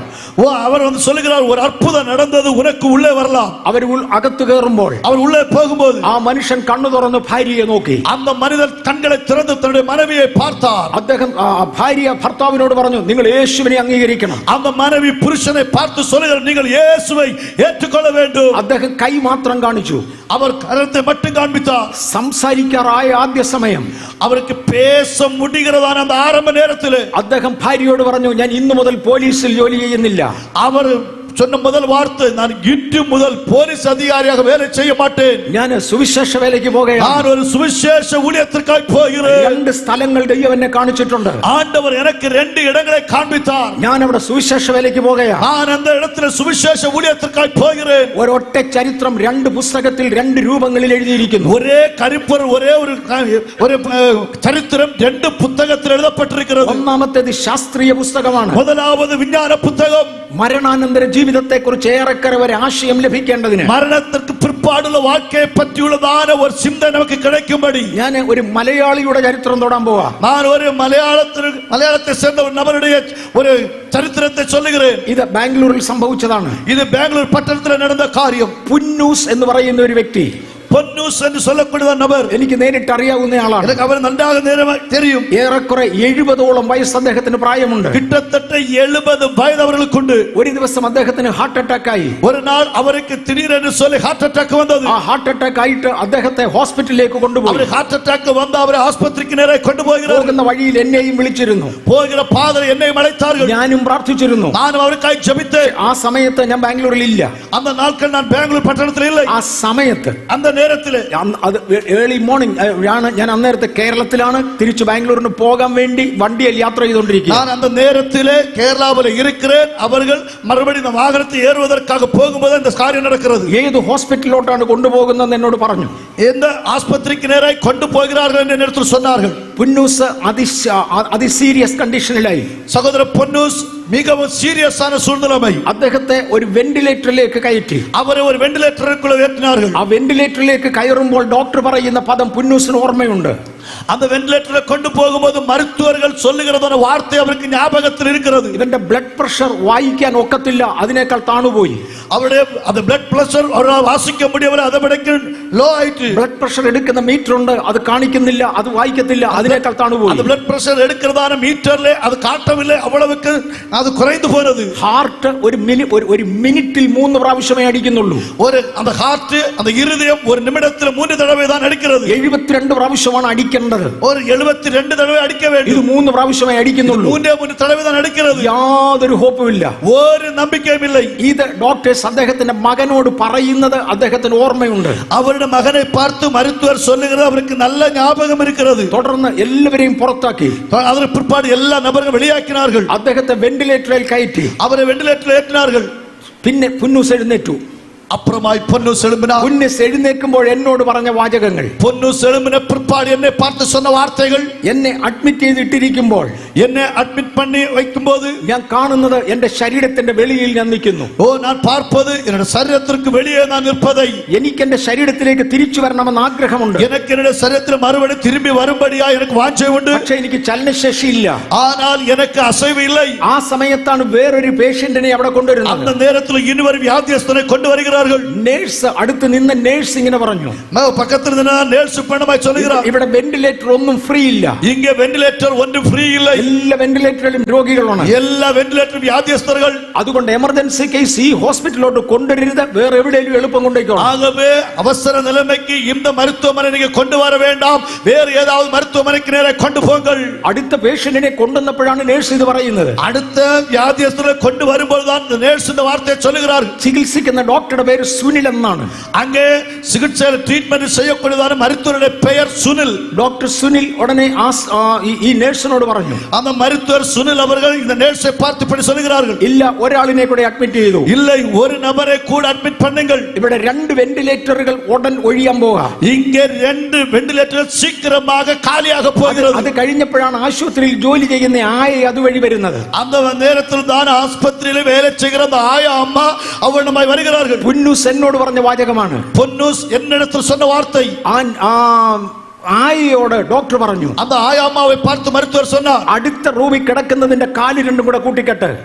பக்கத்து ரூமில் காணப்படுகிறதான அந்த மனுஷனுடைய 2 கால்களையும் ஒரு கையினால கட்டு. ഇവിടെ ആരൊക്കെയോ പ്രാർത്ഥിക്കാൻ വരുന്നുണ്ട്. இங்க யாரெல்லாமோ ஜெபிக்க வருகிறார்கள். അവരുടെ പ്രാർത്ഥന കഴിഞ്ഞാൽ ഉടനെ, அவருடைய ஜெபம் முடிந்த உடனே ഇവന്റെയും കാല് കെട്ടണം. இவனுடைய காலை கட்ட வேண்டும். അതുകൊണ്ട് തൽക്കാലം അപ്പുറത്ത് പോയി കാല് കെട്ട്. முதல்ல அந்த ரூமிலே போய் அவனுடைய காலை கட்டு. പുന്നൂസ് ഇത് വ്യക്തമായി കേട്ടു. அந்த பொன்னூஸ் தெளிவாக கேட்டார். അടുത്ത 5 മിനിറ്റിനകം, அடுத்த 5 நிமிடத்திற்குள்ளே ആരൊക്കെയോ മുറിയിൽ പ്രാർത്ഥിക്കാൻ എത്തി. யாரெல்லாமோ அறையிலே ஜெபிக்கும்படி வந்தார்கள். അതിലൊരു വ്യക്തി പുന്നൂസിന്റെ കയ്യെത്തിട്ട് ഇങ്ങനെ തട്ടി. அதில் ஒரு நபர் பொன்னுசுடைய கரத்தை இவனமாய் தட்டினார். എന്നിട്ടൊരു കമാൻഡ്, പുന്നൂസ് കം ബാക്ക്. அப்புறமாக ஒரு வார்த்தை இவனமாய் வருக, பொன்னுசே வெளியே வா. അദ്ദേഹം പറഞ്ഞു, അടുത്ത മിനിറ്റിൽ ഞാൻ എന്റെ ശരീരത്തിന്റെ അകത്തുണ്ട്. அந்த அவர் சொல்லுகிறார், அடுத்த நிமிடத்திலேயே நான் சரீரத்திற்குள்ளே வந்தேன். സാഹചര്യങ്ങൾ ആകെ മാറി, சூழ்நிலைகள் எல்லாம் மாறினது. തുടർന്ന് 10 വർഷം അദ്ദേഹം ജീവനോടെ ഉണ്ടായിരുന്നു. அதன் பிற்பாடு 10 ஆண்டுகள் உயிரோடு வாழ்ந்தார். வரலாறு சொல்லலாமா? അദ്ദേഹവും ഭാര്യയും രക്ഷിക്കപ്പെട്ടു. அவரும் அவருடைய மனைவியும் ரட்சிக்கப்பட்டார்கள். എന്റെ കൈ കൊണ്ട് രണ്ടുപേരെയും സ്നാനപ്പെടുത്തി. இந்த போதகருடைய கரத்தினால் 2 പേരും ஞானஸ்நானம் எடுத்தார்கள். തുടർന്ന് 9 വർഷം അദ്ദേഹം എന്റെ ചർച്ചിന്റെ മെമ്പർ ആയിരുന്നു. அதன் பிற்பாடு 9 ஆண்டுகளுடைய சபையினுடைய ஒரு அங்கத்தினராக இருந்தார். മരണാനന്തര ജീവിതം ഒരു സത്യമാണ്. மரணத்திற்கு பிற்பாடு ஒரு வாழ்க்கை உண்டு என்பது உண்மை. പക്ഷേ ഈ പറഞ്ഞതിനകത്തൊന്നും വലിയ വിശദീകരണമില്ല. அங்கே சொல்லப்பட்டதற்குள்ள பெரிய விவரணங்கள் ஒன்றும் இல்லை. വിശദീകരണം വേണമെങ്കിൽ യേശുവിന്റെ വാക്കുകളിലേക്ക് വരാം. അതിന് உங்களுக்கு ஒரு விவரணம் வேண்டும் என்று சொன்னால் இயேசுவின் வார்த்தை வாருங்கள். മരണാനന്തര ജീവിതം ഇല്ലെന്നും മനുഷ്യൻ ആത്മാവില്ലെന്നും മണ്ടത്തരം പറഞ്ഞ് നടക്കുന്നവരോട് പറഞ്ഞ മറുപടിയാണിത്. மரணத்திற்கு பிற்பாடு ஒரு வாழ்க்கை இல்லை, ஒரு ஆவி இல்லை என்று சொல்லி நடக்கிற மூடன்மாரே, ഇന്ന് രാത്രിയിൽ യേശുവിന്റെ വാചകങ്ങളിലേക്ക് കടക്കാം. ഇന്ന് இரவு இயேசுவின் வார்த்தைக்குள் வருவோம். ലൂക്കോസ് 15:19, 16:19. ലൂക്കാ എഴുതിയ സുവിശേഷം 16-ാം അധ്യായം അതിന്റെ 19-ാമത് വചനം. ധനവാനായ ഒരു മനുഷ്യൻ ഉണ്ടായിരുന്നു. ഐശ്വര്യമുള്ള ഒരു മനുഷ്യൻ ഇരുന്നാൻ. അവൻ ധൂമ്രവസ്ത്രവും പട്ടും ധരിച്ച് ദിനംപ്രതി ആഡംബരത്തോടെ സുഖിച്ചുകൊണ്ടിരുന്നു. അവന്റെ താമരമും വിലയേറപ്പെട്ട വസ്ത്രവും ധരിച്ച് അനുദിനവും സംഭ്രമമായി വാഴ്ന്നുകൊണ്ടിരുന്നാൻ. 20-ാമത്തെ വാക്യത്തിൽ ലാസർ എന്ന് പേരുള്ള ഒരു ദരിദ്രൻ വ്രണം നിറഞ്ഞവനായി അവന്റെ 20வது வசனத்திலே லாசர் என்னும் பெயர் கொண்ட ஒரு தரித்திரன் இருந்தான். അവൻ ഇവന്റെ പടിപ്പുരയ്ക്കൽ കിടന്നു. അവൻ അവരുടെ വാസലരികെ കിടന്നാൻ. ഈ ധനികനായ മനുഷ്യൻ ഒടുവിൽ നരകത്തിലെ പോയത് നമ്മൾ കണ്ടു. இந்த ஐஸ்வர்யமுள்ளவன் ഒന്ന് പറഞ്ഞു, ஐஸ்வர்யமுள்ளவன் மனுஷன் கடைசியாக நரகத்தில் போனதாக சொன்னான். ഇനി ഞാൻ അദ്ദേഹത്തിന്റെ കുറെ നല്ല ഗുണങ്ങൾ പറയാൻ പോവാ. ഇനി ഞാൻ അവരെ പറ്റിയുള്ളതാണ് നല്ല സ്വഭാവങ്ങളെ சொல்ல போகிறேன். പക്ഷേ ഇവന്റെ പേര് ബൈബിളിൽ ഇല്ല. ഇവരുടെ പേര് ബൈബിളിൽ ഇല്ല. ബൈബിളിൽ വേറൊരു വാക്യമുണ്ട്. ബൈബിളിൽ ഇന്നൊരു വചനമുണ്ട്. എന്നെ വിട്ടുപോകുന്നവന്റെ പേര് ഞാൻ മണ്ണിൽ എഴുതി വെക്കും. ഓ എന്നെ വിട്ടു പോകുന്നവരുടെ പേരെ ഞാൻ പുഴുതിയിൽ എഴുതുവേൻ. അദ്ദേഹത്തിന്റെ വീടിന്റെ മുമ്പിൽ ചിലപ്പോ അദ്ദേഹത്തിന്റെ നെയിം ബോർഡ് കണ്ടെന്ന് വരാം. ചില വേള അവരുടെ വീട്ടിന്റെ മുന്നാടി അവരുടെ പേര് എഴുതപ്പെട്ട ഒരു പലക ഇരിക്കലാം. അത് ബൈബിളിലല്ല. അത് ബൈബിളിൽ ഇല്ല. എന്നെ വിട്ടുപോകുന്നവന്റെ പേര് ഞാൻ മണ്ണിൽ എഴുതി വെക്കും. എന്നെ വിട്ടു ദൂരം പോകുന്നവരുടെ പേരെ ഞാൻ പുഴുതിയിൽ എഴുതുവേൻ. പക്ഷേ ഈ ലാസറിന്റെ പേര് ഇവിടെ ഉണ്ട്. ആന ലാസർ എന്ന മനുഷ്യരുടെ പേര് ഇങ്ങ ഉണ്ട്.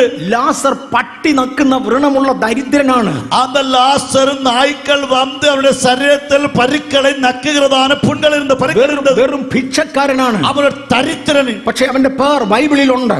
അവരുടെ പേർ ആന ബൈബിളിൽ ഉണ്ട്. ജീവപുസ്തകത്തിൽ പേരുള്ളവർക്കായി ഞാൻ കർത്താവിനെ സ്തുതിക്കുന്നു. ജീവപുസ്തകത്തിലെ പേരെഴുതപ്പെട്ടവർക്കായി കർത്താവിനെ സ്തുതിக்கிறேன். ഓൾ റൈറ്റ്, അദ്ദേഹം ഭിക്ഷക്കാരനാണ്. ആന അവർ പിച്ചை കേൾക്കുന്ന മനുഷ്യൻ. ഈ ധനികനായ മനുഷ്യൻ, இந்த ஐஸ்வர்யமுள்ள மனிதன் ആ ഭിക്ഷക്കാരനെ വീടിന്റെ മുൻപിൽ അംഗീകരിച്ചു. அந்த தரித்திரனை அவருடைய வீட்டு வாசல் அருகே உட்காரும்படி അനുമതി കൊടുത്തു. യഹൂദന്മാരുടെ വീടും പരിസരങ്ങളും എടുത്താൽ, യൂദരുടെ വീടും അത് ചുറ്റുവട്ടാരങ്ങളും എടുത്താൽ അവന്റെ ഏറ്റവും മുൻപിൽ ഒരു റിസപ്ഷൻ റൂം ഉണ്ടായിരിക്കും. അവരുടെ വീട്ടിനുடைய മുൻപകുതിയിലെ ഒരു വരവേற்ப് അറ ഉണ്ട്. അതിഥികൾ വന്നിരിക്കുന്ന മുറിയാ. ഓ വിരുന്നിനർകൾ വന്ന് ഉட்காரக்கூடியதான ഒരു അറ. നമ്മുടെയൊക്കെ വീടുകളിൽ ഷോക്കേസ് വെച്ച് അതിൽ കാഴ്ച വസ്തുക്കൾ വെക്കുന്ന ആ മുറിയാ. ഓ നമ്മുടെ വീടുകളിലെല്ലാം ഷോക്കേസ് வைத்து നല്ല പാർവയാളകൾ ഇരിക്കக்கூடியதான அப்படிப்பட்ட ഒരു അറ. അതിന്റെ പടിക്കൽ ഒരു ചെറിയ വീടുണ്ട്. അതിന്റെ വാസപ്പടിയിൽ ഒരു ചിന്ന ഒരു അറ ഇരിക്കുന്നത്.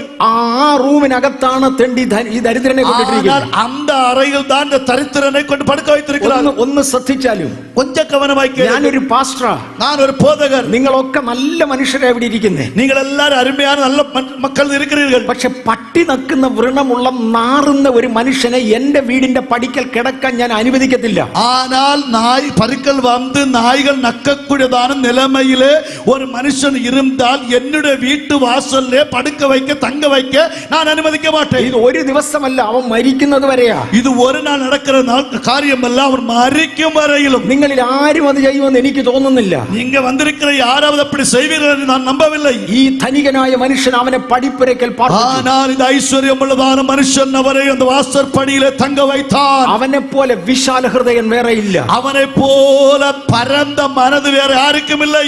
അതുപോലെ ഒരു അനുഭവം നമുക്കില്ല. அப்படிப்பட்ட ஒரு அனுபவம் நமக்கு இல்லை. മാത്രമല്ല അവന്റെ മേശയിൽ നിന്നാണ് ദിനം പ്രതി ഈ ദരിദ്രന് ആവശ്യമുള്ള ആഹാരം പോകുന്നത്. அது மட்டுமல்லாதபடி இந்த ஐஸ்வர்யவானுடைய மேஜையில இருந்துதான் இந்த தரித்திரனுக்கு தினந்தோறும் ஆகாரம் கடந்து செல்கிறது. നമ്മുടെ വീട്ടിൽ ഒരു ഭിക്ഷക്കാരൻ കൂടെ കൂടെ വന്നാൽ ചോദിക്കും തനിക്ക് വേറെ വീട് അറിഞ്ഞുകൂടെ എന്നും ഇങ്ങോട്ട് വന്ന് കയറുന്നത്. നമ്മുടെ വീട്ടിലെ അടിക്കടി ഒരു പിച്ചക്കാരൻ വന്നാൽ അവനെ பார்த்து சொல்வோம் உனக்கு வேற பாதை தெரியாத ஏன் எங்க வந்து தொந்தரவு பண்ணுகிறாய். ഈ ധനികൻ ഇതൊന്നും പറയുന്നില്ല. ஆனா இந்த ஐஸ்வர்யமுள்ள மனுஷன் ஒரு வார்த்தை கூட சொல்லவில்லை. പട്ടി നക്കുന്ന വ്രണമുള്ള ദരിദ്രനെ പടിപ്പുരക്കൽ കിടത്തി തന്റെ സ്വന്തം മേശയിൽ നിന്ന് ആഹാരം കൊടുത്ത മാന്യൻ. பருக்கள் வந்து நாய்கள் நக்கிக் கொண்டிருக்கிறதான பருக்கள் உள்ள மனுஷனை இந்த அவருடைய சொந்த வீட்டிலே வாசற்படியிலே அடுக்க வைத்து அவனுக்கு தன் மேஜையில் இருந்து ஆகாரத்தை விளம்புகிற இந்த ஐஸ்வர்யமுள்ள மனுஷன்.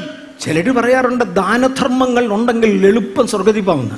ചിലർ சொல்லுவது உண்டு நாம் தான தர்மங்கள் செய்தால் சீக்கிரமாய் பரலோகத்தில் போகலாம். ഏറ്റവും കൂടുതൽ ദാനധർമ്മം ചെയ്തവൻ തേണ്ട കിടക്കുന്നു യാതനാ സ്ഥലത്ത്. மிகவும் அதிகமாய் தான தர்மங்கள் செய்தவன் பாருங்கள் இதோ படுத்திருக்கிற பாதாளத்திலே.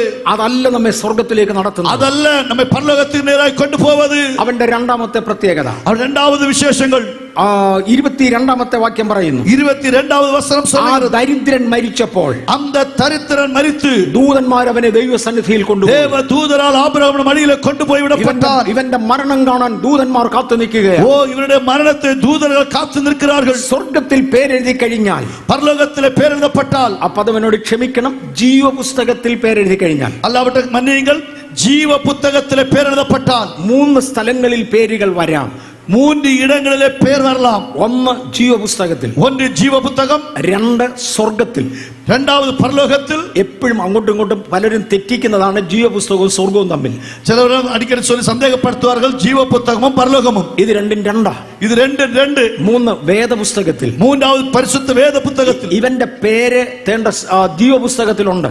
ஆனா பாருங்கள் இவருடைய பேர் ஜீவ புத்தகத்தில் இருக்கிறது. സ്വർഗ്ഗത്തിലുണ്ടോ ഇല്ലയോ എന്ന് എനിക്ക് അറിഞ്ഞുകൂടാ. பரலோகத்தில் உண்டோ இல்லையோ தெரியாது. ജീവപുസ്തകത്തിൽ അവന്റെ പേരുണ്ട്. ஜீவ புத்தகத்திலுடைய பேருண்டு. ബൈബിളിൽ അവന്റെ പേരുണ്ട്. ബൈബിളിൽ അവന്റെ പേരുണ്ട്. ഇവൻ ദൈവഭക്തനാണ്. ഇവൻ ഒരു കർത്തർക്ക് ഭയന്ന് നടക്കുന്ന ഒരു മനുഷ്യൻ. ഭിക്ഷാടനം ചെയ്ത് ജീവിക്കുമ്പോൾ, അവൻ പിച്ചை എടുത്ത് വാഴുമ്പോഴും അവന്റെ ഹൃദയം ദൈവവുമായി പകരുകയാണ്. അവരുടെ ഹൃദയം ആണ്ടവരുமாக പങ്കുവയ്ക്കപ്പെടുகிறது. നമ്മുടെ ജീവിതം ദൈവവുമായി പകരുന്നവർക്കായി ഞാൻ നമ്മുടെ வாழ்க்கை ആണ്ടവരുമായി പങ്കുവയ്ക്കപ്പെടുகிற பிள்ளைகளுக்காய் துதிக்கிறேன். എനിക്ക് ഒരുപാട് പേരുടെ പേര് സത്യമായിട്ട് അറിഞ്ഞുകൂടാ. எனக்கு நிறைய பேருடைய பேர் உண்மையாகவே தெரியாது. ഞാൻ എളുപ്പം അങ്ങ് മറന്നുപോകും. நான் சீக்கிரமாய் மறக்கக்கூடியவன். അതിന്റെ ഒരു കാരണം, അതിന്റെ ഒരു കാരണം, എന്റെ മനസ്സിൽ എല്ലാ സമയത്തും വേറൊരു ധ്യാനമാണ്.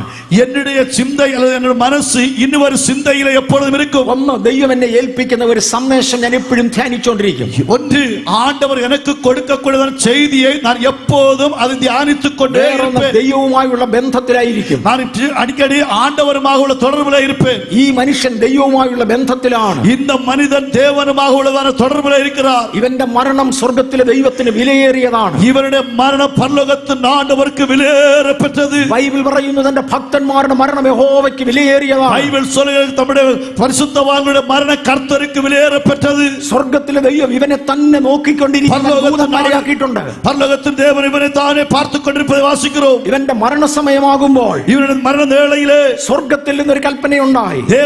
പരലോകത്തിൽ ഒരു കട്ടളை വന്നത്, ദൂതന്മാരെ, എന്റെ ഭൃത്യൻ മരിക്കുന്നു. ഓ ദേവദൂതர்களே, என்னுடைய பிள்ளை மரிக்கிறார். പോയി അവനെ കൂട്ടിക്കൊണ്ടുവാ. പോയി അവനെ അழைத்துக் கொண்டு வாருங்கள். ലാസർ മരിച്ചു. ലാസർ മരിത്താർ. ദൂതന്മാർ അവനെ അബ്രഹാമിന്റെ മടിയിലേക്ക് കൊണ്ടുപോയി. ദേവദൂതர்கள் ആബ്രഹാമിന്റെ മടിയിലേക്ക് കൊണ്ടു சென்றார்கள். അബ്രഹാമിന്റെ മടി എന്നാൽ എന്ത്? ആബ്രഹാമിന്റെ മടി എന്നാൽ என்ன? വിശദീകരിക്കാൻ ഇന്ന് നിവൃത്തിയില്ല. വിവരിക്കുമ്പടി നിലമയില്ല. പഴയ നിയമ ഭക്തന്മാർ മരിക്കുമ്പോൾ പോകുന്ന ഇടത്തെയാണ് അബ്രഹാമിന്റെ മടി എന്ന് വിളിക്കുന്നത്. പഴയ ഏർപ്പാട്ട് പരിശുദ്ധവാന്കൾ മരിക്കുമ്പോൾ പോകുന്ന ഇടംതാൻ ആബ്രഹാമിൻ മടി. പാതാളം എന്ന ഭാഗത്തിന് എന്ന സ്ഥലത്തിന് 3 ഭാഗങ്ങളുണ്ട്. പാതാളം എன்கிறதான இடத்திலே 3 പകുതികളുണ്ട്. എളുപ്പം മനസ്സിലാകാൻ വേണ്ടി ഞാൻ ഇങ്ങനെ പറയാം. உங்களுக்கு சீக்கிரமாய் புரிந்து கொள்ளும்படி சொல்லுகிறேன். ഒരു 3 നില കെട്ടിടമാണ് പാതാളം എന്ന് ധരിക്കൂ. ഒരു 3 മാടി ഉള്ളതാണ് ഒരു കെട്ടിടം എന്ന് சொல்லி നിങ്ങൾ நினைத்துக் கொள்ளுங்கள். അതിന്റെ മുകളിലത്തെ ാണ് അബ്രഹാമിന്റെ മടി എന്ന് വിളിക്കുന്നത്. മേൽ മാടി എന്ന് சொல்லுகிறது ആബ്രഹാമിൻ മടി. അതിനെ തന്നെ പർദീസ എന്ന് വിളിക്കും. அதற்கு பரதீச என்று சொல்லி அழைப்போம். അതിന്റെ യഹൂദന്മാരിട്ടിരിക്കുന്ന പേരാണ് അബ്രഹാമിന്റെ മടി. அதற்கு யூதர்கள் போட்டிருக்கிற பேர்தான் ஆபிரகாமின் மடி. പഴയ നിയമ ഭക്തന്മാർ മരിക്കുന്നവർ ആ 3ാം നിലയിലാണ് പോകുന്നത്. பழைய ஏற்பாட்டு பரிசுத்தவான்கள் மரிக்கும் பொழுது அந்த 3வது மாடியிலே போகிறார்கள். 2ാമത്തെ നിലയിൽ, 2வது மாடியிலே അഭക്തരായ ആളുകളെ ഇടുന്നതാണ്. ஓ அபத்தமான மக்கள் இருக்கிறதான இடம். 3ാം മൂന്നാമത്തെ ഏറ്റവും താഴത്തെ നില, மிகவும் தாழ்ந்த பகுதியிலே നിത്യ നരകത്തിലേക്ക് പോകാനുള്ളവരെ മാത്രം ഇടുന്നു. நித்தியமான நரகத்தில் போகிறவர்களை மட்டும் கொண்டு போகிற இடம். ഈ ലാസറിനെ കൊണ്ടുവന്ന് இந்த லாசரை கொண்டு வந்து ഏറ്റവും മുകളിലത്തെ നിലയിലാക്കി மேல் மாடியிலே கொண்டு வந்தார்கள். അതിനെ അബ്രഹാമിന്റെ മടി എന്ന് വിളിക്കും. ஆபிரகாமின் மடி என்று அழைத்தார்கள். അതിനെ പാതാളം എന്നും വിളിക്കും. அது பாதாளம் என்று அழைக்கலாம். അതിനെ പറുദീസ എന്നും വിളിക്കും. பரதீசா என்று அழைக்கலாம். ഈ പാതാളത്തിൽ 3 നിലയുള്ളതിൽ മുകളിലത്തേതാണ് പറുദീസ. പാതാളത്തിലെ 3 മാടികൾ ഉള്ളത് പോലെ முதல் மாடி தான் பரதீஸ். പഴയ നിയമ ഭക്തന്മാരുടെ മുഴുവനും പ്രത്യാശ പാതാളമായിരുന്നെന്ന് അറിയാമോ? பழைய ஏற்பாட்டுடைய பரிசுத்தவான்களுடைய நம்பிக்கை அந்த பரதீசா இருந்தல்ல, பாதாளமா இருந்தல்ல, എല്ലാം പാതാളമായിരുന്നു. எல்லாம் பாதாளம். യാക്കോബ് ഒരിക്കൽ തന്റെ മക്കളോട് പറഞ്ഞു, യാക്കോബ് ഒരു വിഷയത്തിന്റെ നിങ്ങൾ എന്റെ നരയെ ദുഃഖത്തോടെ പാതാളത്തിലേക്ക് അയക്കും. എന്നെ വയതുകാലത്തിൽ ദുഃഖത്തോടെ പാതാളത്തിൽ അയക്കും. അദ്ദേഹത്തിന്റെ താല്പര്യം പാതാളമായിരുന്നു, അതിനകത്തെ മേളത്തെ നില. അവരുടെ വിരുപ്പം പാതാളമായി ഇരുന്നത്, അവരുടെ പൊരുൾ മേൽമാടി. ഇന്നത് വിശദീകരിക്കാൻ ഒക്കത്തില്ല. ഇന്നത് ചൊല്ലിത്തര മുടിയാതെ. ധനവാനും മരിച്ചു, ഐശ്വര്യവാനും മരിത്താൻ. മരണം വലിയവർക്കും ചെറിയവർക്കും ഉണ്ട്. മരണം പെരിയവർക്കും സിറിയവർക്കും ഉണ്ട്. ധനവാനും മരിച്ചു, ഐശ്വര്യവാനും മരിത്താൻ. ആത്മാവിനെ കുറിച്ച് പിന്നെ പറഞ്ഞത്, ആവിയെ പറ്റി അപ്പുറമായി ചൊല്ലപ്പെടുന്നത് 23-ാമത്തെ വാക്യത്തിൽ എഴുതിയിരിക്കുന്നത്. 23-ാം വചനത്തിൽ വാസിക്കും, ധനവാനും മരിച്ച് അടക്കപ്പെട്ടു. அந்த ஐஸ்வர்யவானும் மரித்து அடக்கம் பண்ணப்பட்டான். പാതാളത്തിൽ യാതന അനുഭവിക്കുമ്പോൾ, പാതാളത്തിലെ അവൻ വേദനപ്പെടുகிற போது അദ്ദേഹത്തെ കൊണ്ടുപോയത് താഴത്തെ ഭാഗത്തേക്കാ. അവനെ കൊണ്ടുപോയ താഴ പകുതിയിലെ. ദരിദ്രൻ അടക്കപ്പെട്ടു എന്ന് എഴുതിയിട്ടില്ല. அந்த தரித்திரன் அடக்கம் பண்ணப்பட்டான் எழுதவில்லை. പക്ഷെ എങ്ങനെങ്കിലും കുഴിച്ചിട്ടുണ്ടാവണം. அவனை எப்படியாவது அங்கே எங்கேயாவது குளித்து போட்டிருக்கலாம். ഇല്ലെങ്കിൽ നാറുമല്ലോ. அல்லாவிட்டால் நாறுமல்லவா. ധനികന് തന്നെ നാറും, അവിടെ കിടന്നാ ചത്തിരിക്കുന്നത്. ஐஸ்வர்யவான் நாறுமே அங்கே தானே படுத்திருக்கிறார். അതുകൊണ്ട് നിശ്ചയമായും കുഴിച്ചിട്ടിട്ടുണ്ട്. நிச்சயமாக அவனை அடக்கம் பண்ணியிருக்கலாம். പക്ഷെ കാര്യം ഇവിടെ പറഞ്ഞിട്ടില്ല. ஆனா அதை பற்றி சொல்லவில்லை. അങ്ങനെ പറയത്തക്ക വലിയ ശവമടക്കൊന്നും കിട്ടിയില്ല. அப்படி சொல்லக்கூடியதான பெரிய அடக்காரம் நடக்கவில்லை. പട്ടി നക്കുന്ന വ്രണമുള്ള സ്വന്തമായി ഒന്നുമില്ലാത്ത ഭിക്ഷക്കാരന്റെ ശവസംസ്കാരത്തിന് എന്ത് പ്രാധാന്യം? പരുക്കൾ വന്ന് നായ്കൾ നക്കുകരതാണ് മനുഷ്യ ശരീരത്തിലെ ഒരു മേന്മയോ ഒന്നുമേ ഇല്ലാതെ മനുഷ്യനക്ക് എന്ന ഒരു അടക്കാരതിനെ കിടക്ക. പക്ഷെ ധനവാൻ അതല്ല. ആ ഐശ്വര്യവാനക്ക് അപ്പടിയല്ല. അവൻ ഭയങ്കര ധനവാനാ. അവൻ പെരിയ ഒരു ഐശ്വര്യവാൻ. അവന് ഒത്തിരി ഗുണങ്ങളുണ്ട്. അവന് അനേക ഗുണങ്ങളുണ്ട്. ഞാൻ പറഞ്ഞു, സാധുക്കൾക്ക് ധാരാളം കൊടുക്കുന്നവനാ. ഏழைകൾക്ക് ധാരാളമായി വാരി വഴങ്ങുகிறவர். അങ്ങനെ വാരി വിതറി കൊടുക്കുന്നവരുടെ ശവസംസ്കാരത്തിന് പങ്കെടുക്കാൻ ഒത്തിരി പേര് കാണും. ஆனால் அப்படி வாரி வழங்குகிற வள்ளல்களுக்கு மரணத்திற்கு பங்கு கொள்ளும்படி அநேகர் வரலாம். അങ്ങനെ എടുത്തു പറയാവുന്ന ഭയങ്കര ശവസംസ്കാരം, அப்படி எடுத்து சொல்லக்கூடியதான மிகப்பெரிய ஒரு நல்லடக்காராதனை, ബൈബിളിൽ എഴുതിയിരിക്കുന്ന ശവസംസ്കാരം, ബൈബിളിൽ എഴുതപ്പെട്ടതാണ് நல்லடக்காராதனை. ചിലർ പറയാറുണ്ട്, ഒരു നല്ല ശവസംസ്കാരം കിട്ടിയാൽ സ്വർഗ്ഗത്തിൽ പോയാൽ അത് നല്ലതാണ്. ചിലർ சொல்லுவார்கள், எனக்கு நல்லடக்காராதனை கிடைத்தால் பரலோகத்துக்கு போவது நல்லது. ഇത് തേണ്ട കിടക്കുന്നു. ஆனா எங்கே படுக்கிறார்? നല്ല ഒന്നാന്തര ശവസംസ്കാരമായിരുന്നു. நல்லடக்காராதனை கிடைத்தவர். അവൻ അവിടെ കിടന്ന് മേളിലോട്ട് നോക്കി. അവൻ അങ്ങേ പടുത്തവണ്ണമായി മേലെ പാർത്താൻ. മേളത്തെ നിലയിൽ അബ്രഹാമിനെ കണ്ടു. മേൽ മാടിയിലെ ആബ്രഹാം ഇരുപ്പதை பார்த்தார். അബ്രഹാമിനെയും തന്റെ മടിയിൽ ലാസറിനെയും കണ്ടു.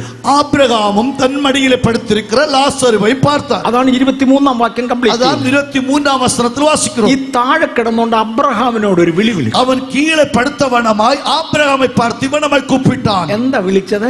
എപ്പടി കൂപ്പിട്ടാൻ? അബ്രഹാം പിതാവേ. ആബ്രഹാം പിതാവേ.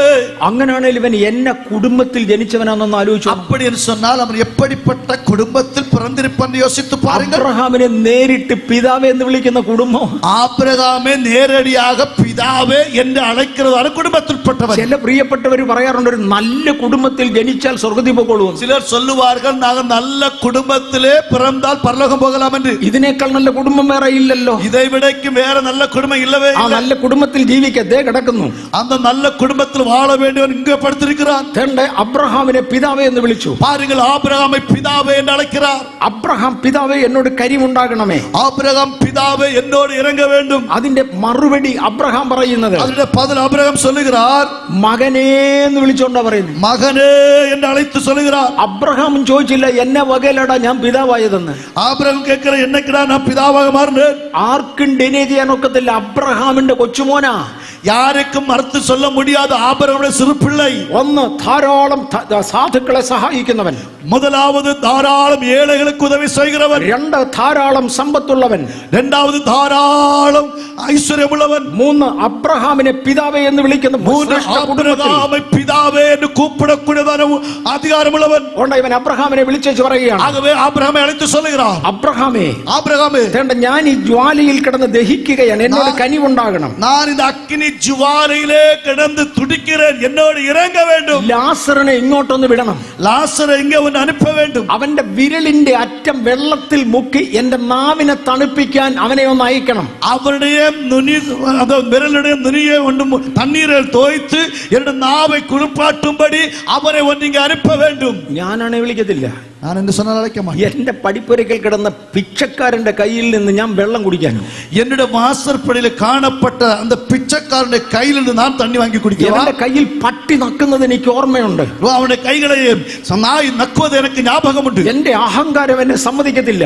என்னுடைய பெருமை அதற்கு ஒப்புக் கொடுக்கவில்லை. ഈ മനുഷ്യൻ ഒരു അഹങ്കാരവും ഇല്ല. இந்த மனுஷனுக்கு எந்த விதமான பெருமையும் இல்லை. ഞാൻ ഇവന്റെ ഗുണങ്ങൾ, യേശു പറഞ്ഞിരിക്കുന്ന ഗുണങ്ങൾ വിശദീകരിക്കുക. நான் இவர்களை பற்றி இயேசு சொல்லப்பட்டதான குணங்களை சொல்லுகிறேன். ഒരു ശകലം പോലും അഹങ്കാരമില്ല. அவனுக்கு கொஞ்சம் கூட பெருமை இல்லாதவன். അവൻ പറഞ്ഞു, ലാസറിന്റെ വിരലിന്റെ അറ്റം വെള്ളത്തിൽ മുക്കി എന്റെ വായി തന്നാൽ, அவன் சொல்லுகிறான், லாசருடைய அந்த நுனி விரலுடைய தண்ணீரை முக்கிய அந்த தண்ணீராலே என்னுடைய நாவை குளிர்பாட்டினால் ഞാൻ നക്കി കുടിച്ചോളാം. நான் அதை நக்கி குடிக்கலாம். അഹങ്കാരത്തിന്റെ ലെവലേശമില്ലാത്ത മനുഷ്യൻ, கொஞ்சம் கூட பெருமைയുടെ தன்மை இல்லாதவன், തന്റെ സ്വന്തം അനുഭവം തുറന്നു പറയുന്നവൻ, தன் சொந்த அனுபவத்தை ஓப்பனா சொல்லுகிறான். ഞാൻ ഈ ജ്വാലയിൽ കിടന്ന് മരിക്കുന്നു. நான் இந்த அக்கினி ஜுவாலையிலே கிடக்கிறேன். 25-ാമത്തെ വാക്യത്തിൽ 25வது வசனத்திலே അബ്രഹാം പറയുന്ന മറുപടിയാണ്. ஆபிரகாம் சொல்லுகிறதான பதில். ഇവന് വേറൊരു ഗുണമുണ്ട്.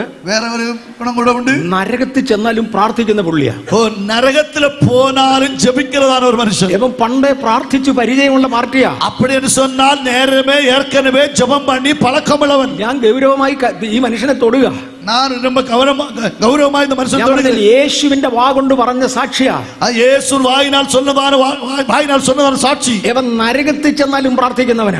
നരകത്തിൽ போனாலும் ஜெபிக்கிறவன். ഇവിടെ 5 നേരവും 7 നേരവും ഒക്കെ പ്രാർത്ഥിക്കുന്നവർ കണ്ടേക്കാം. இங்க 5 தடவை 7 தடவை ஜெபிக்கிறவர்கள் உண்டு. നിങ്ങളെക്കാൾ കൂടുതൽ പ്രാർത്ഥിച്ചവൻ ദേ കിടക്കുന്നു. உங்களை விடக்கும் அதிகமாய் ஜெபம் பண்ணவன் இங்க படுத்திருக்கிறார். അബ്രഹാം ഇവനോട് പറയുകയാണ്, ஆபிரகாமை பார்த்து சொல்லுகிறார், മകനെ, നീ നിന്റെ ആയുസ്സിൽ നന്മ പ്രാപിച്ചു എന്ന് ഓർക്ക. மகனே, நீ உயிரோடு இருக்கும் நாளெல்லாம் நன்மையை அனுபவித்தாய் என்று சிந்தித்துக்கொள். അതുപോലെ തന്നെ ലാസർ തിന്മ അനുഭവിച്ചു. அந்த நாட்களிலே லாசர் உயிரோடு இருக்கும் தீமையை சகித்தான். ഇപ്പോൾ അവൻ ഇവിടെ ആശ്വസിക്കുന്നു. ஆனால் இப்பொழுது அவன் இங்கே இளைப்பாறுகிறான். നീയോ വേദന അനുഭവിക്കുന്നു. நீயோ வேதனைப்படுகிறாய். ഞാൻ ഈ വാക്യത്തിൽ മടങ്ങി വരാം. நான் இந்த வசனத்தில் திரும்ப ഈ வருகிறேன். ധനികനായ മനുഷ്യന്റെ ദോഷ സ്വഭാവങ്ങൾ കാണത്തക്കതുപോലെ ഒന്നും എഴുതിയിട്ടില്ല. இந்த ஐஸ்வர்யமுள்ளதான மனுஷனுடைய துன்மார்க்கமான சுபாவங்களை பற்றி இங்கே வாசிக்கும்படி எழுதவில்லை. പക്ഷേ 25-ാം വാക്യത്തിൽ ഒരു സൂത്രം കിടപ്പുണ്ട്. ஆனால் 25ஆம் வசனத்திற்குள்ளே ஒரு ரகசியம் காணப்படுகிறது. നിർഭാഗ്യവശാൽ മലയാള വേദപുസ്തകത്തിൽ തർജ്ജിമ തെറ്റിപ്പോയോണ്ട് കറക്റ്റ് കിട്ടത്തില്ല. ஆனால் മലയാള ബൈബിളിലെ വ്യാഖ്യാനം கொஞ்சம் മാറി പോனதனால் சரியா கிடைக்காது. ഇംഗ്ലീഷിൽ ഇത് ഇങ്ങനെയാണ് എഴുതിയിരിക്കുന്നത്. ആംഗ്ലത്തിൽ ഇവനമായി എഴുതപ്പെട്ടിരിക്കുന്നത്, Abraham said, son, remember that in your lifetime you received your good things. அதற்கு ஆபிரகாம், மகனே, நீ பூமியில உயிரோடு இருக்கும் காலத்தில் உன் நன்மைகளை அனுபவித்தாய். ഈ മലയാളത്തിലേക്കാൾ നല്ലതാ ഇംഗ്ലീഷിൽ, സോറി തമിഴില് ഇച്ചിരൂടെ നല്ലതാ. ഞാൻ അതിന്റെ അർത്ഥത്തിന്റെ അകത്ത് കയറാം ചില കഴിഞ്ഞിട്ടാട്ടെ. நான் கொஞ்சம் அதனுடைய அர்த்தத்தை சொல்லி தருகிறேன். മോനെ, നിന്റെ ആയുസ്സിൽ നീ നന്മ അനുഭവിച്ചവനാ. നിന്റെ നന്മ നീ അനുഭവിച്ചവനാ. மகனே, உன் வாழ்நாட்களில் உன்னுடைய நன்மையை நீ அனுபவித்தாய். ലാസർ അങ്ങനല്ല. லாசர் அவனமல்ல. അത്രയുമല്ല. அது மட்டுமல்ல, 26-ാമത്തെ വാക്യം പറഞ്ഞു, ഞങ്ങൾക്കും നിങ്ങൾക്കും മധ്യേ ഒരു വിട ഉണ്ടാക്കിയിട്ടുണ്ട്. 26ஆம் வசனத்தில், அதுமல்லாமல் இவ்விடத்திற்கும் உங்களிடத்தில் கடந்து போகவும் அவ்விடத்தில் எங்களிடத்தில் கடந்து வரவும் மனதுள்ளவர்களுக்கு கூடாதபடிக்கு ഒരു വിട ഉണ്ടാക്കിയിട്ടുണ്ട്. அங்கே ஒரு பெரும் பிளவு உண்டாக்கப்பட்டிருக்கிறது. ഉണ്ടെന്നല്ല പറഞ്ഞത്, அங்க உண்டு என்று சொல்லவில்லை, ഉണ്ടാക്കിയിരിക്കുക. உண்டாக்கப்பட்டிருக்கிறது. എന്തിനു വേണ്ടിയാണ് ഇത് ഉണ്ടാക്കിയത്? எதற்காக உண்டாக்கப்பட்டது? ഒരിക്കൽ അവിടെ പോയാൽ തിരിച്ചിവിടെ വരാൻ പറ്റത്തില്ല. ஒரு விஷயம் அங்கே போனால் இங்க திரும்பி வர முடியாது. മനുഷ്യൻ ജീവനോട് ഇരിക്കുമ്പോൾ ചെയ്തത് നല്ലതാകലും തീയതാകലും അതിന് തക്കവണ്ണം പ്രാപിച്ചേ പറ്റൂ. மனிதன் உயிரோடு இருக்கிற நாட்களில் அவன் செய்த நன்மையாவது தீமையாவது தக்க பலனை அவன் பெற்றுக்கொள்ள வேண்டும். മരണാനന്തര ജീവിതത്തിൽ ആത്മാക്കൾക്ക് യാതനാ സ്ഥലത്ത് നിന്ന് സ്വർഗത്തിൽ പരലോകത്തിലേക്ക് പ്രവേശനം ഇല്ല. மரணத்துக்கு பிற்பாடு அந்த ஆத்துமாக்களுக்கு அந்த பாதாளத்திலிருந்து பரலோகத்துக்கு போக முடியாது. യേശു പറയുകയാണ്, இயேசு சொல்லுகிறார், ഞാൻ ഇങ്ങോട്ടും അങ്ങോട്ടും കടക്കാതിരിക്കേണ്ടതിന് நீங்கள் இங்கும் அங்கு போகாமல் இருக்கும்படி ഒരു വിട ഉണ്ടെന്നല്ല, ஒரு பிளவு இருக்கிறது என்றல்ல, ഒരു വിട ഉണ്ടാക്കിയിരിക്കുക. ஏற்கனவே ஒரு பிளவு உண்டாக்கப்பட்டிருக்கிறது. അങ്ങോട്ടും ഇങ്ങോട്ടും മാറാൻ ഒക്കത്തില്ല. அங்க இங்க போக முடியாது. ഈ മനുഷ്യൻ വിട്ടില്ല. இந்த மனுஷன் விடவில்லை. ഇയാൾ വെറും പ്രാർത്ഥിക്കുന്നവൻ മാത്രമല്ല, പോരാടി പ്രാർത്ഥിക്കുന്ന പാർട്ടിയാ. இவர் ஜெபிக்கிறதான மனுஷன் மட்டுமல்ல, போராடி ஜெபிக்கிற மனுஷன். ഒക്കത്തില്ലെന്ന് അബ്രഹാം പറഞ്ഞിട്ട് ഇവൻ വിടുകയില്ല. ஓ முடியாது என்று ஆபிரகாம் சொல்லும்போது இவன் விடவே மாட்டான். 27ാമത്തെ വാക്യത്തിൽ 27வது வசனத்திலே ഈ മനുഷ്യൻ അബ്രഹാമിനോട് പറയുകയാണ്, இந்த மனுஷன் ஆபிரகாமை பார்த்து சொல்லுகிறார், എന്നാൽ പിതാവേ, അവനെ എന്റെ അപ്പന്റെ വീട്ടിൽ ഒന്ന് അയക്കണം. ஓ എന്നാൽ പിതാവേ, என்னை தகப்பன் வீட்டுக்கு அனுப்ப வேண்டும். അവിടെ എനിക്ക് 5 സഹോദരന്മാരുണ്ട്. அங்கே எனக்கு 5 சகோதரர்களுண்டு. ഇവൻ അവിടെ പോയി ഒരു സാക്ഷി പറയട്ടെ. இங்கே அவன் அங்கே போய் ஒரு சாட்சி சொல்லட்டும். അല്ലെങ്കിൽ അവരും ഇവിടെ തന്നെ വരും. அல்லாவிட்டால் அவர்களும் இங்கே வருவார்கள். ഇവിടെ വന്നപ്പോഴാണ് ധനവാന് മനസ്സിലായത്, இங்கே வந்த போதுதான் ஐஸ்வர்யவானுக்கு ஒரு காரியம் புரிந்தது. വീട്ടിൽ ആകെ 6 ആമ്പിള്ളേരാ. வீட்டில் மொத்தம் 6 சகோதரர்கள். മൂത്തവൻ ഇങ്ങ് വന്നു. மூத்தவன் இங்க வந்து விட்டான். ഇളയവന്മാർ 5 എണ്ണം ഉണ്ട്. இனி இளைய சகோதரர் 5 பேருண்டு. ഇവരെ 6 ബെഡ് റിസർവ് ചെയ്തിട്ടിരിക്കുക. இவரோட 6 படுக்கையறைகள் ரிசர்வ் பண்ணி போட்டிருக்கு. ഞങ്ങളുടെ കുടുംബത്തിന് വേണ്ടി കല്ലറ പോലെ ഇവിടെ ഉണ്ടാക്കി വെച്ചിരിക്കുക. எங்க குடும்பத்திற்காக ஏற்கனவே கல்லறைகள் எல்லாம் ஆயத்தம். എന്റെ അനിയന്മാർ ഇവിടെ വരാതിരിക്കാൻ, என்னுடைய இளைய சகோதரர் வராமல் இருக்கும்படி അവിടെ പോയി ഒരു സാക്ഷി പറയട്ടെ. நான் அங்கே போய் சாட்சி சொல்லட்டுமே. 2-3 കാര്യങ്ങൾ ഈ വാക്കിൽ നിന്ന് എടുക്കാൻ പോവാ. 2-3 காரியங்கள் வசனத்தில் எடுக்க போகிறேன். യവൻ നരകത്തിൽ പോയെങ്കിലും സഹോദരന്മാര് നരകത്തിൽ വരരുതെന്ന് ചിന്തയുള്ളവനാ. ஓ இவன் நரகத்தில் போனான், ஆனா என்னுடைய சகோதரர்கள் இந்த நரகத்திலே வரக்கூடாது என்கிறதான சிந்தை உள்ளவன். ഞാൻ എങ്ങാനും നരകത്തിൽ പോയാൽ, நான் இப்படியாவது நரகத்தில் போனேன், എന്റെ കർത്താവേ അങ്ങനെ വരല്ലേ എന്ന് പ്രാർത്ഥിക്കുന്നു. என் தேவனே அப்படி வரக்கூடாதுன்னு ஜெபிக்கிறேன். പിന്നെ എന്റെ അനിയന്മാര് സ്വർഗത്തിൽ പോയാൽ ഞാൻ ജീവിച്ചിരിക്കുകയില്ല. என்னுடைய சகோதரர்கள் பரலோகத்துக்கு போனா நான் உயிரோடு வாழ மாட்டேன். എടാ, എനിക്ക് 50,000 രൂപ ശമ്പളം ഉള്ളപ്പോൾ, என் கருத்தில் 50,000 ரூபாய் வருமானம் வரும்போது, എന്റെ അനിയൻ 51,000 വാങ്ങിക്കുന്നെന്ന് പറഞ്ഞ അസൂയ കൊണ്ട് ഞാൻ ചത്തു.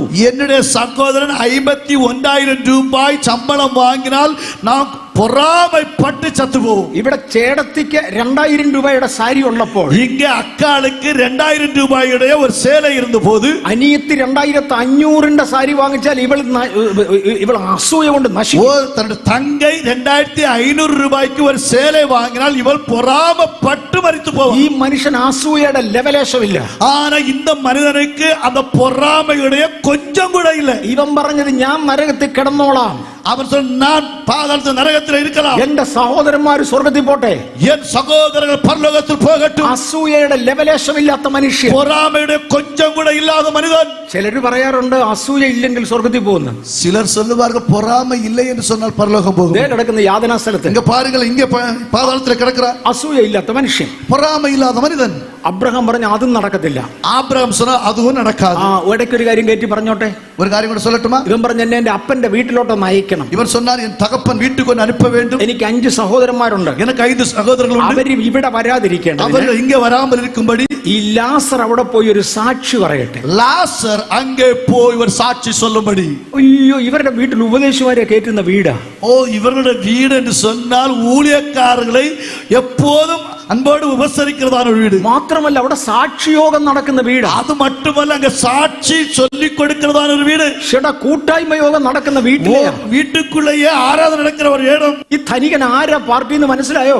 இந்த ஐஸ்வர்யமான மனுஷன் யாரென்னு അബ്രഹാമിനെ പിതാവേ എന്ന് വിളിക്കാനുള്ള കുടുംബ ശ്രേഷ്ഠത, ஆபிரகாமை பிதாவே என்று அழைக்கக்கூடிய ஒரு குடும்பத்தினுடைய கௌரவம், സാധുക്കളെ സഹായിക്കുന്നവൻ, ஏழைகளுக்கு உதவி செய்கிறவன், അസൂയയുടെ ലെവലേശമില്ലാത്തവൻ, பொறாமைയുടെ கொஞ்சம் கூட இல்லாதவன், സ്വന്തം വീട്ടിൽ പ്രാർത്ഥന യോഗം നടത്തുന്നവൻ, சொந்த வீட்டுக்குள்ளே ஆராதனை നടത്തുகிறവൻ. അത് ചുമ്മാ ഒരു ആരാധനയല്ല, அசாதாரணமான ஒரு ஆராதனை அல்ல. കേറി വരുന്നവർക്ക് സാക്ഷി പറയാൻ വരെ സമയം കൊടുക്കും. அங்க வருகிறவர்களுக்கு சாட்சி சொல்லக்கூடியதான இடத்தை நேரத்தை கொடுக்கிறவன். ഇത്ര മഹത്വമായി ജീവിക്കുന്ന പ്രാർത്ഥനാ വീരൻ, இவ்வளவு மகிமையாய் வாழுகிற ஜெப வாழ்க்கையுள்ள மனுஷன், ധാരാളം കാശ്, ஏராளமான காசுகள். ഏവം മരിച്ച ശവസംസ്കാരത്തിന് ആള് കൂടത്തില്ലേ? இவன் மரித்து போனால் நல்லடக்காரன் ஆளு கூட மாட்டான். ഭയങ്കര ആൾക്കൂട്ടമാ, பயங்கரமான ஆள். അതുകൊണ്ട് ബൈബിളിൽ എഴുതി വെച്ചത് അവൻ മരിച്ചു അടക്കപ്പെട്ടു. ஆகவேதான் பைபிளில் தெளிவாய் எழுதப்பட்ட மரித்து அடக்கம் பண்ணப்பட்டான். അബ്രഹാം പറഞ്ഞു, മോനെ രക്ഷയില്ല.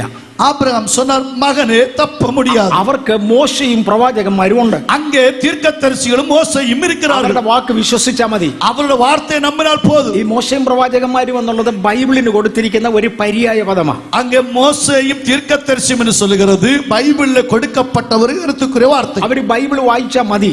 அவர் பைபிள் வாசித்தால் போதும். നിന്റെ വീട്ടിൽ ബൈബിൾ ഉണ്ട് മോനെ. உன் வீட்டுக்குள்ள பைபிள் உண்டு. കൂട്ടായ്മ യോഗം നടത്തുന്ന വീട്ടിലേതല്ലേ? ஓ உங்க வீட்டுல ஆராதனை நடக்கிற வீடு அல்லவா? നിന്റെ വീട്ടിൽ ബൈബിൾ ഉണ്ടടാ. உங்க வீட்டுல பைபிள் உண்டையா? അത് വായിച്ചങ്ങ് അനുസരിച്ചാൽ മതി. அது வாசித்து கீழ்ப்படிந்தால் போதும். ഞാൻ പറഞ്ഞില്ല ഇവൻ പ്രാർത്ഥനാ വീരനാ. நான் சொன்னேன் அல்லவா, இவன் ஜெபிக்கிற ஒரு வீரன். ഇവൻ പോരാടി പ്രാർത്ഥിക്കുന്നവനാ. இவன் போராடி ஜெபிக்கிறவன். ഇവൻ പറഞ്ഞ അല്ല അബ്രഹാം പിതാവേ. ஓ அவன் சொல்ல இல்ல அப்ரஹாம் பிதாவே. മരിച്ചവരിൽ നിന്ന് ഒരുത്തൻ എഴുന്നേറ്റ് എന്ന് പറഞ്ഞാൽ ഒരു മാനസാന്തരപ്പെടും. ஓ மரித்தவர்களுக்குள்ள இருந்து ஒருவர் எழும்பி வந்து சுவிசேஷம் சொன்னால் அவர்கள் ரட்சிக்கப்படுவார்கள், மனம் திரும்புவார்கள். അപ്പൊ ഒരു കാര്യം ഉറപ്പായി. ஒரு காரியம் புரிந்தது. ഈ 6 എണ്ണം മാനസാന്തരപ്പെട്ടതല്ല. இந்த 6 நபர்களும் இதுவரையிலும் மனம் திரும்பாதவர்கள். ഉഗ്ര കുടുംബത്തിൽ ജനിച്ചതാ. பயங்கரமான குடும்பத்தில் பிறந்தவர்கள். അബ്രഹാമിനെ പിതാവേ എന്നും അബ്രഹാം മോനെ എന്നും വിളിക്കുന്നവരെ. ஆபிரகாமை பிதாவே என்றும் ஆபிரகாம் மகனே என்றும் அழைக்கக்கூடியதான ஐக்கியமுள்ளவர்கள். സാധുക്കളെ ധാരാളം സഹായിക്കുന്നവരാ. ஏழைகளுக்கு தாராளமாய் வாரி வழங்குகிறவர்கள். അസൂയയുടെ ലെവലേശം ഇല്ലാത്തവനാ. கொஞ்சம் கூட பொறாமை இல்லாதவர்கள். അഹങ്കാരം ഒട്ടും ഇല്ലാത്തവനാ. கொஞ்சம் கூட பொறாமை இல்லாதவர்கள். സ്വന്തം വീട്ടിൽ കൂട്ടായ്മ യോഗം നടത്തുന്നവനാ. சொந்த வீட்டுக்குள்ள ஆராதனை நடத்துகிறவர்கள். ഉപദേശിമാരെ കേറ്റി സാക്ഷി പറയിപ്പിക്കുന്നവനാ. ஊழியர்களை அழைத்து சாட்சி சொல்லுகிற வீடு. വീട്ടിൽ ബൈബിൾ ഉള്ളവനാ. வீட்டுக்குள்ள பைபிள். അതുകൊണ്ട് അവൻ മരിച്ചപ്പോൾ അതിഭയങ്കര ശവസംസ്കാരം കിട്ടി. ஆகவே அவன் மரித்த போது பயங்கரமான நல்லடக்க ஆராதனை. ഇത്രയും സൽഗുണങ്ങൾ ഒരുമിച്ചുള്ളവൻ, இவ்வளவு குணங்கள் உள்ளதான ஒரு மனுஷன் എന്തുകൊണ്ട് ഈ യാതനാ സ്ഥലത്ത് ചെന്നു? ஏன் இந்த பாதாளத்திலே போனான்? 2 കാരണങ്ങൾ ബൈബിളിലുണ്ട്. 2 காரியங்கள் பைபிள் சொல்லுகிறது. ഒന്ന്, യവന്മാർ മാനസാന്തരപ്പെട്ടതല്ല. முதலாவது, இவர்கள் மனம் திரும்பினவர்கள் அல்ல. അഥവാ ബൈബിൾ അനുസരിക്കുന്നവരല്ല.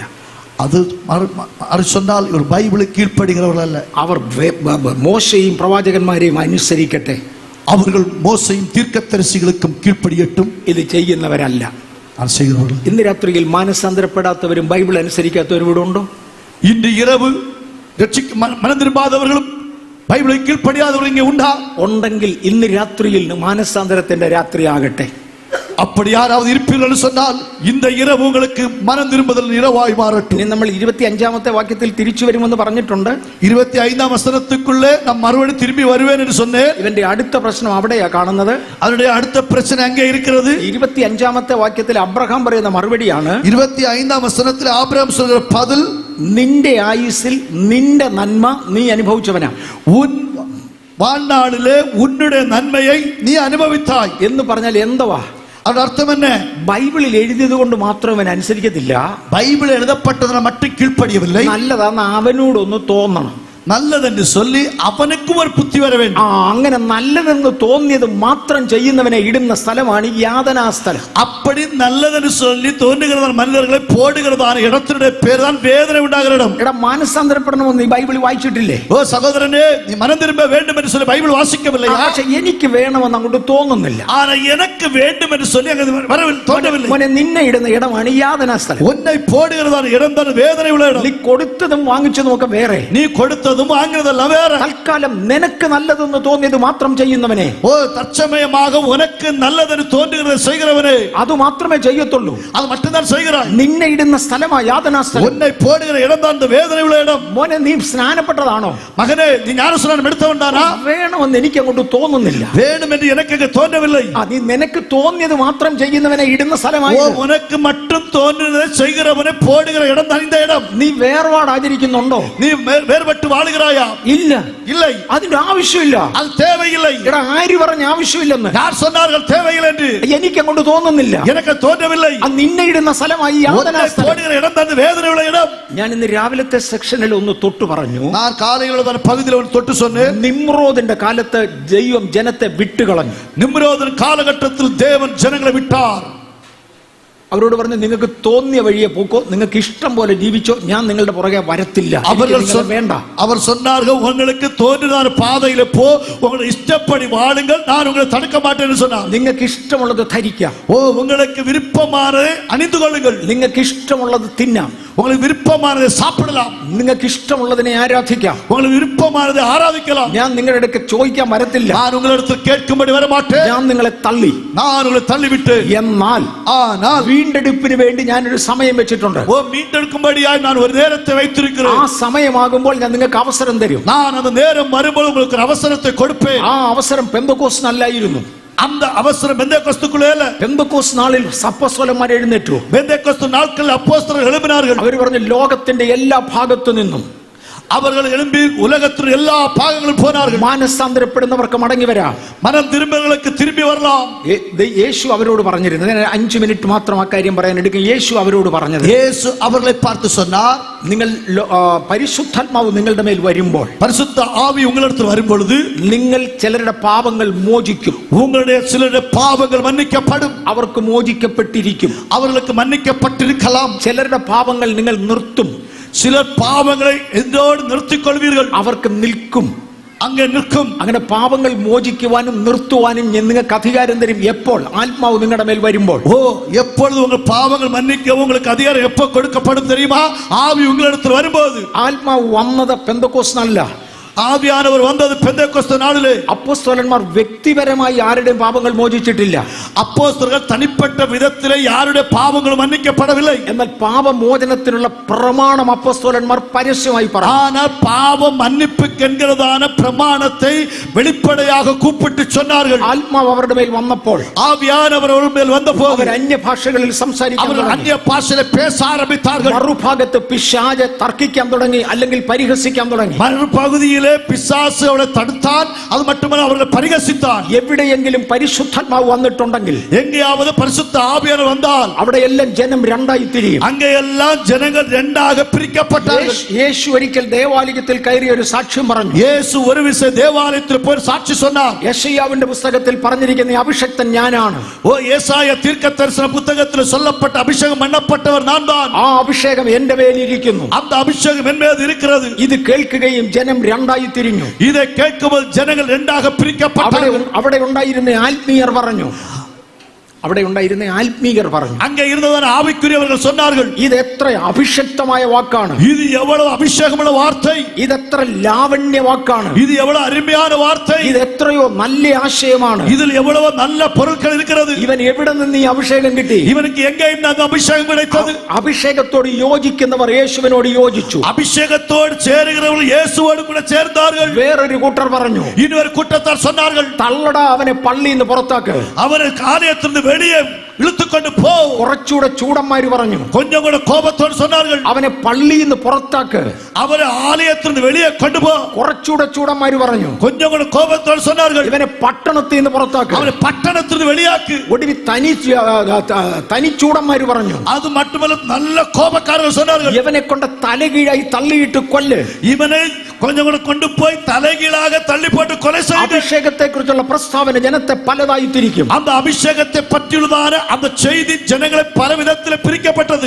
യെശയ്യാവ് അഭിഷേകത്തെ കുറിച്ച് പറഞ്ഞു. ஏசாயா அபிஷேகத்தை பற்றி சொல்லும் பொழுது ഒരു വിഭാഗം ജനങ്ങൾ യെശയ്യാവിന് വിരോധമായി, ஒரு கூட்டம் மக்கள் ஏசாயாவுக்கு விரோதமாக எழும்பினார்கள். വേറൊരു കൂട്ടർ യെശയ്യാവിന് അനുകൂലമായി, இன்னொரு கூட்டத்தார் ஏசாயாவுக்கு அனுகூலமாய் மாறினார்கள். യെരമ്യാവ് അഭിഷേകത്തെ കുറിച്ച് പറഞ്ഞപ്പോൾ, எரேமியா தீர்க்கதரிசி அபிஷேகத்தை பற்றி சொல்லும் பொழுது ഒരു കൂട്ടർ യെരമ്യാവിന് വിരോധമായി, ஒரு கூட்டம் மக்கள் எரேமியாவுக்கு விரோதமாய் மாறினார்கள். അഭിഷേകം ജനത്തെ രണ്ടായി തിരിക്കും. அபிஷேகம் ஜனங்களை இரண்டாக பிரிக்கும். പെന്തക്കോസ്ത് നാളിൽ പരിശുദ്ധാത്മാവ് ഇറങ്ങി വന്നപ്പോൾ, பெந்தேகோஸ்து நாளிலே பரிசுத்த ஆவியானவர் இறங்கி வந்தபோது ആത്മീയർ മുഴുവനും ആത്മാവിലായി, ஆவிக்குரியவர்கள் முழுமையாக ஆவிக்குரியவர்களாய் മാറിனார்கள். അവർ അന്യഭാഷ സംസാരിച്ചു തുടങ്ങി. அவர்கள் அந்நிய பாஷை பேச ஆரம்பித்தார்கள். അത് കേട്ടപ്പോഴേ അനാത്മീയന് കോപമായി. அதை கேட்டபோது ஆண்டவர் அறியாதவர்களுக்கு கோபம் வந்தது. അവർ പരിഹസിക്കാൻ തുടങ്ങി. அவரை பரிகசிக்க ஆரம்பித்தார்கள். ഇന്നും അത് തുടരുന്നു. இன்றைக்கும் அது நடக்கிறது. ലോകത്തിന്റെ അന്ത്യം വരെ ഇതുണ്ട്. இந்த உலகத்து கடைசி வரையில நடக்கும். അന്ന് ഗുണപ്പെടാനുള്ളവർ அன்றைக்கு மனம் திரும்ப வேண்டியவர்கள் വന്ന് ഒരു ചോദ്യം ചോദിച്ചു. வந்து ஒரு கேள்வி கேட்டார்கள், സഹോദരന്മാരെ, ഞങ്ങൾ എന്ത് ചെയ്യണം? சகோதரன்மாரே,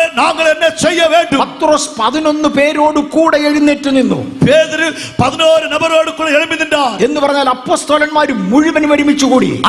அப்படி சொன்னால் அப்போஸ்தலர்கள் அத்தனை பேர் சேர்ந்து எழும்பினார்கள். അവർ വിളിച്ചു പറഞ്ഞു, നിങ്ങൾ മടങ്ങി വരുവാൻ സമയമായി. அவரை கூப்பிட்டு சொல்ல, நீங்கள் திரும்பி வர வேண்டிய நாட்கள் நெருங்கிறது. ഇത് യോവേൽ മുഖേന പറഞ്ഞ കാലമാണ്. இது யோவேல் தீர்க்கதரிசி காலத்தில் சொல்லப்பட்ட வார்த்தை. സകല ജഡത്തിന്റെ മേലും ആത്മാവിനെ പകരുകയാണ്. மாம்சமான யாவர் மேலும் என் ஆவியை ஊற்றுவேன். ദൈവം വിറ്റ് കളഞ്ഞതിനെ തിരിച്ചു വീണ്ടെടുക്കുകയാണ്. தேவன் விற்கப்பட்டதை ஆண்டவர் திரும்ப கொண்டு வருகிறார். അതിൽ നിങ്ങളുടെ ഭാഗം എന്താണ്? அது உங்களுடைய பகுதி என்ன?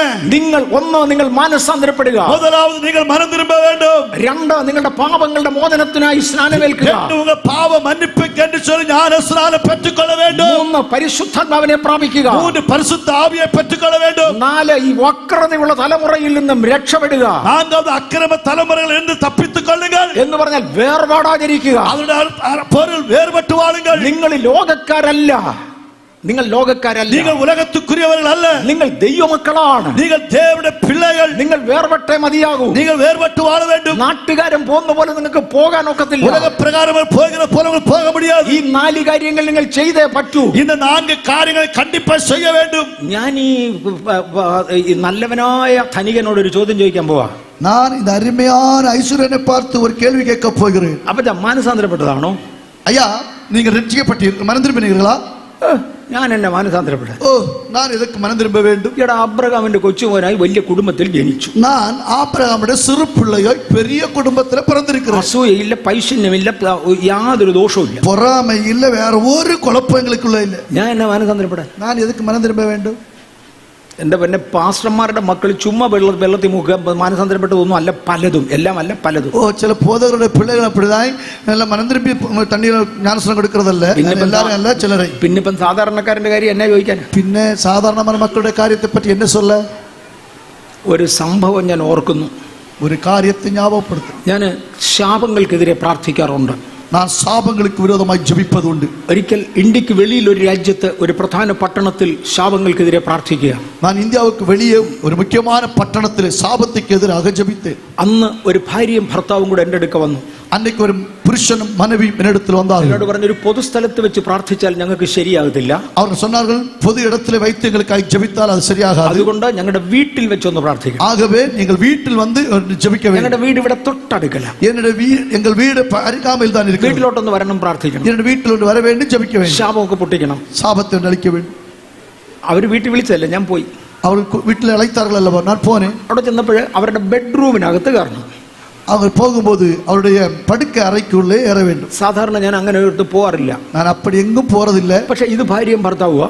ഇത് പുരുഷനും മനവിയും രണ്ടുപേരും വിശ്വാസികളാ. 2 നബറുകളും വിശ്വാസപ്പെടുക. രണ്ടുപേരും കൂടാണ് എന്നെ വിളിച്ചത്. 2 പേരും தான் എന്നെ അழைத்தார்கள். അതുകൊണ്ട് ഞാൻ അവരുടെ ബെഡ്റൂമിൽ കയറി. ആകവേ അവരുടെ പടുക്കை അറയ്ക്കുള്ളേ പോനെ. ഒന്ന് പ്രാർത്ഥിക്കണം. ഒന്ന് ജപിത്തെ. ആ ഭാര്യ പറഞ്ഞു, എന്റെ ഭർത്താവിന് വേണ്ടിയാണ് പ്രാർത്ഥിക്കേണ്ടത്. அந்த மனைவி சொன்னார்கள், என்னுடைய புருஷனுக்காக நீங்கள் ஜெபிக்க வேண்டும். ഇവന്റെ മേലൊരു ശാപമുണ്ട്, இவர்கள் மேல ஒரு சாபம் இருக்கிறது. ഇതൊന്ന് പൊട്ടിക്കിട്ടണം. இது ஒண்ணு உடைய வேண்டும். ആ പെൺകുട്ടിയെ കണ്ട നല്ലൊരു മോളാ. அந்த சகோதரியை பார்த்து நல்ல ஒரு அருமையான பிள்ளை, നന്നായി വർത്തമാനം പറയാൻ അറിയാം, நல்ல முறையில் பேசுகிறதான பிள்ளை. ആ പയ്യൻ ഒരു തടിയനാണ്, അല്പം കറുത്തതാ. ஓ, அந்த சகோதரன் வந்து நல்ல ஒரு வண்ணம் உண்டு, கொஞ்சம் கருப்பு. അവന് വർത്തമാനം പറയാൻ അറിയത്തില്ല, அவனு பேசவே தெரியாது. അപ്പൊ ഞാൻ പറഞ്ഞു, നിങ്ങൾക്ക് 2 പേരും കൂടെ പ്രാർത്ഥിക്കാം.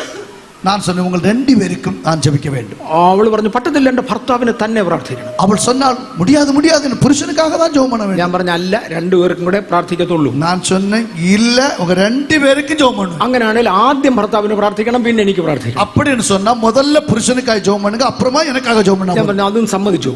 நான் அதை ஒத்துக்கொண்டேன். ഞാൻ അദ്ദേഹത്തിന്റെ തലയിൽ കൈവച്ചു. நான் அவருடைய தலையிலே கை வைத்து പ്രാർത്ഥിച്ച് ശാപങ്ങൾ പൊട്ടാൻ പറഞ്ഞു. പൊട്ടിയോ ഇല്ലയോ എന്ന് എനിക്കറിയാൻ വയ്യ. ஓ, நான் ஜெபித்தேன், சாபங்கள் உடைந்து ஜெபித்தேன், போறதா போகவில்லை எனக்கு தெரியாது. രണ്ടാമത് ഞാൻ പെങ്കൊച്ചിന്റെ മേൽ കൈവച്ചു. இரண்டாவது சகோதரன் மீது தலையில் கை வைத்து ஜெபித்தேன். ഒരു അലറിച്ചോടെ ഇവൾ തറയിൽ വീണു. அவள் അലർന്നവളമായി കീഴെ വിழுந்தாள். ഒരു ഭൂതം അങ്ങ് ഇളകി. ஒரு பிசாசு வெளிப்பட்டது. ഇവക്കൊരു ഭൂതമുണ്ടെന്ന് ഞാൻ അറിഞ്ഞില്ല. இவளுக்குள்ள ஒரு பிசாசு இருக்கிறது தெரியாது. ഇവൾ എന്തിനാ ബെഡ്റൂമിൽ വിളിച്ച് പ്രാർത്ഥിപ്പിച്ചെന്നറിയാമോ? இவள் ஏன் இந்த படுக்கை அறையில் அழைத்து ஜெபித்தாள் தெரியுமா? ഇവളൊരു വീഡിയോ ക്യാമറ ഓൺ ചെയ്ത് തലവണയുടെ കീഴെ വെച്ചിട്ടുണ്ട്, ഇത് മുഴുവൻ റെക്കോർഡ് ചെയ്യാൻ. ஓ, இவள் ஒரு வீடியோ கேமரா ஆன் பண்ணி தலையணைக்குள்ள வைத்திருக்கிறார், இது முழுவதும் ரெக்கார்ட் பண்ணும்படி. ഭയങ്കര ബുദ്ധിമതിയാ, பயங்கரமான புத்தியுள்ள சகோதரி. രണ്ടായാലും വീഡിയോ ക്യാമറയിൽ മൊത്തം അങ്ങ് റെക്കോർഡ് ചെയ്തു. அன்னைக்குள்ளதான எல்லாம் அந்த வீடியோ கேமரா மொத்தம் ரெக்கார்ட் பண்ணினது. ഇവള് കണ്ട താഴെ വീണ് കിടന്ന് അലറാൻ തുടങ്ങി. இவள் கீழே விழுந்து கிடந்து கூக்குரலிட்டு அலற ഞാൻ ஆரம்பித்தாள். കൈവച്ച യേശുവിന്റെ നാമത്തിൽ എഴുന്നേക്കാൻ പറഞ്ഞു. நான் சொன்ன இயேசு நாமத்தில் எழும்பு. അവൾ എഴുന്നേറ്റു. அவள் எழும்பினாள். ഞാൻ ചോദിച്ചു, നീ ആരാ? நான் கேட்டேன், நீ யாரு? ഒരു ഭൂതത്തിന്റെ പേര് പറഞ്ഞ അതാ ഞാന്.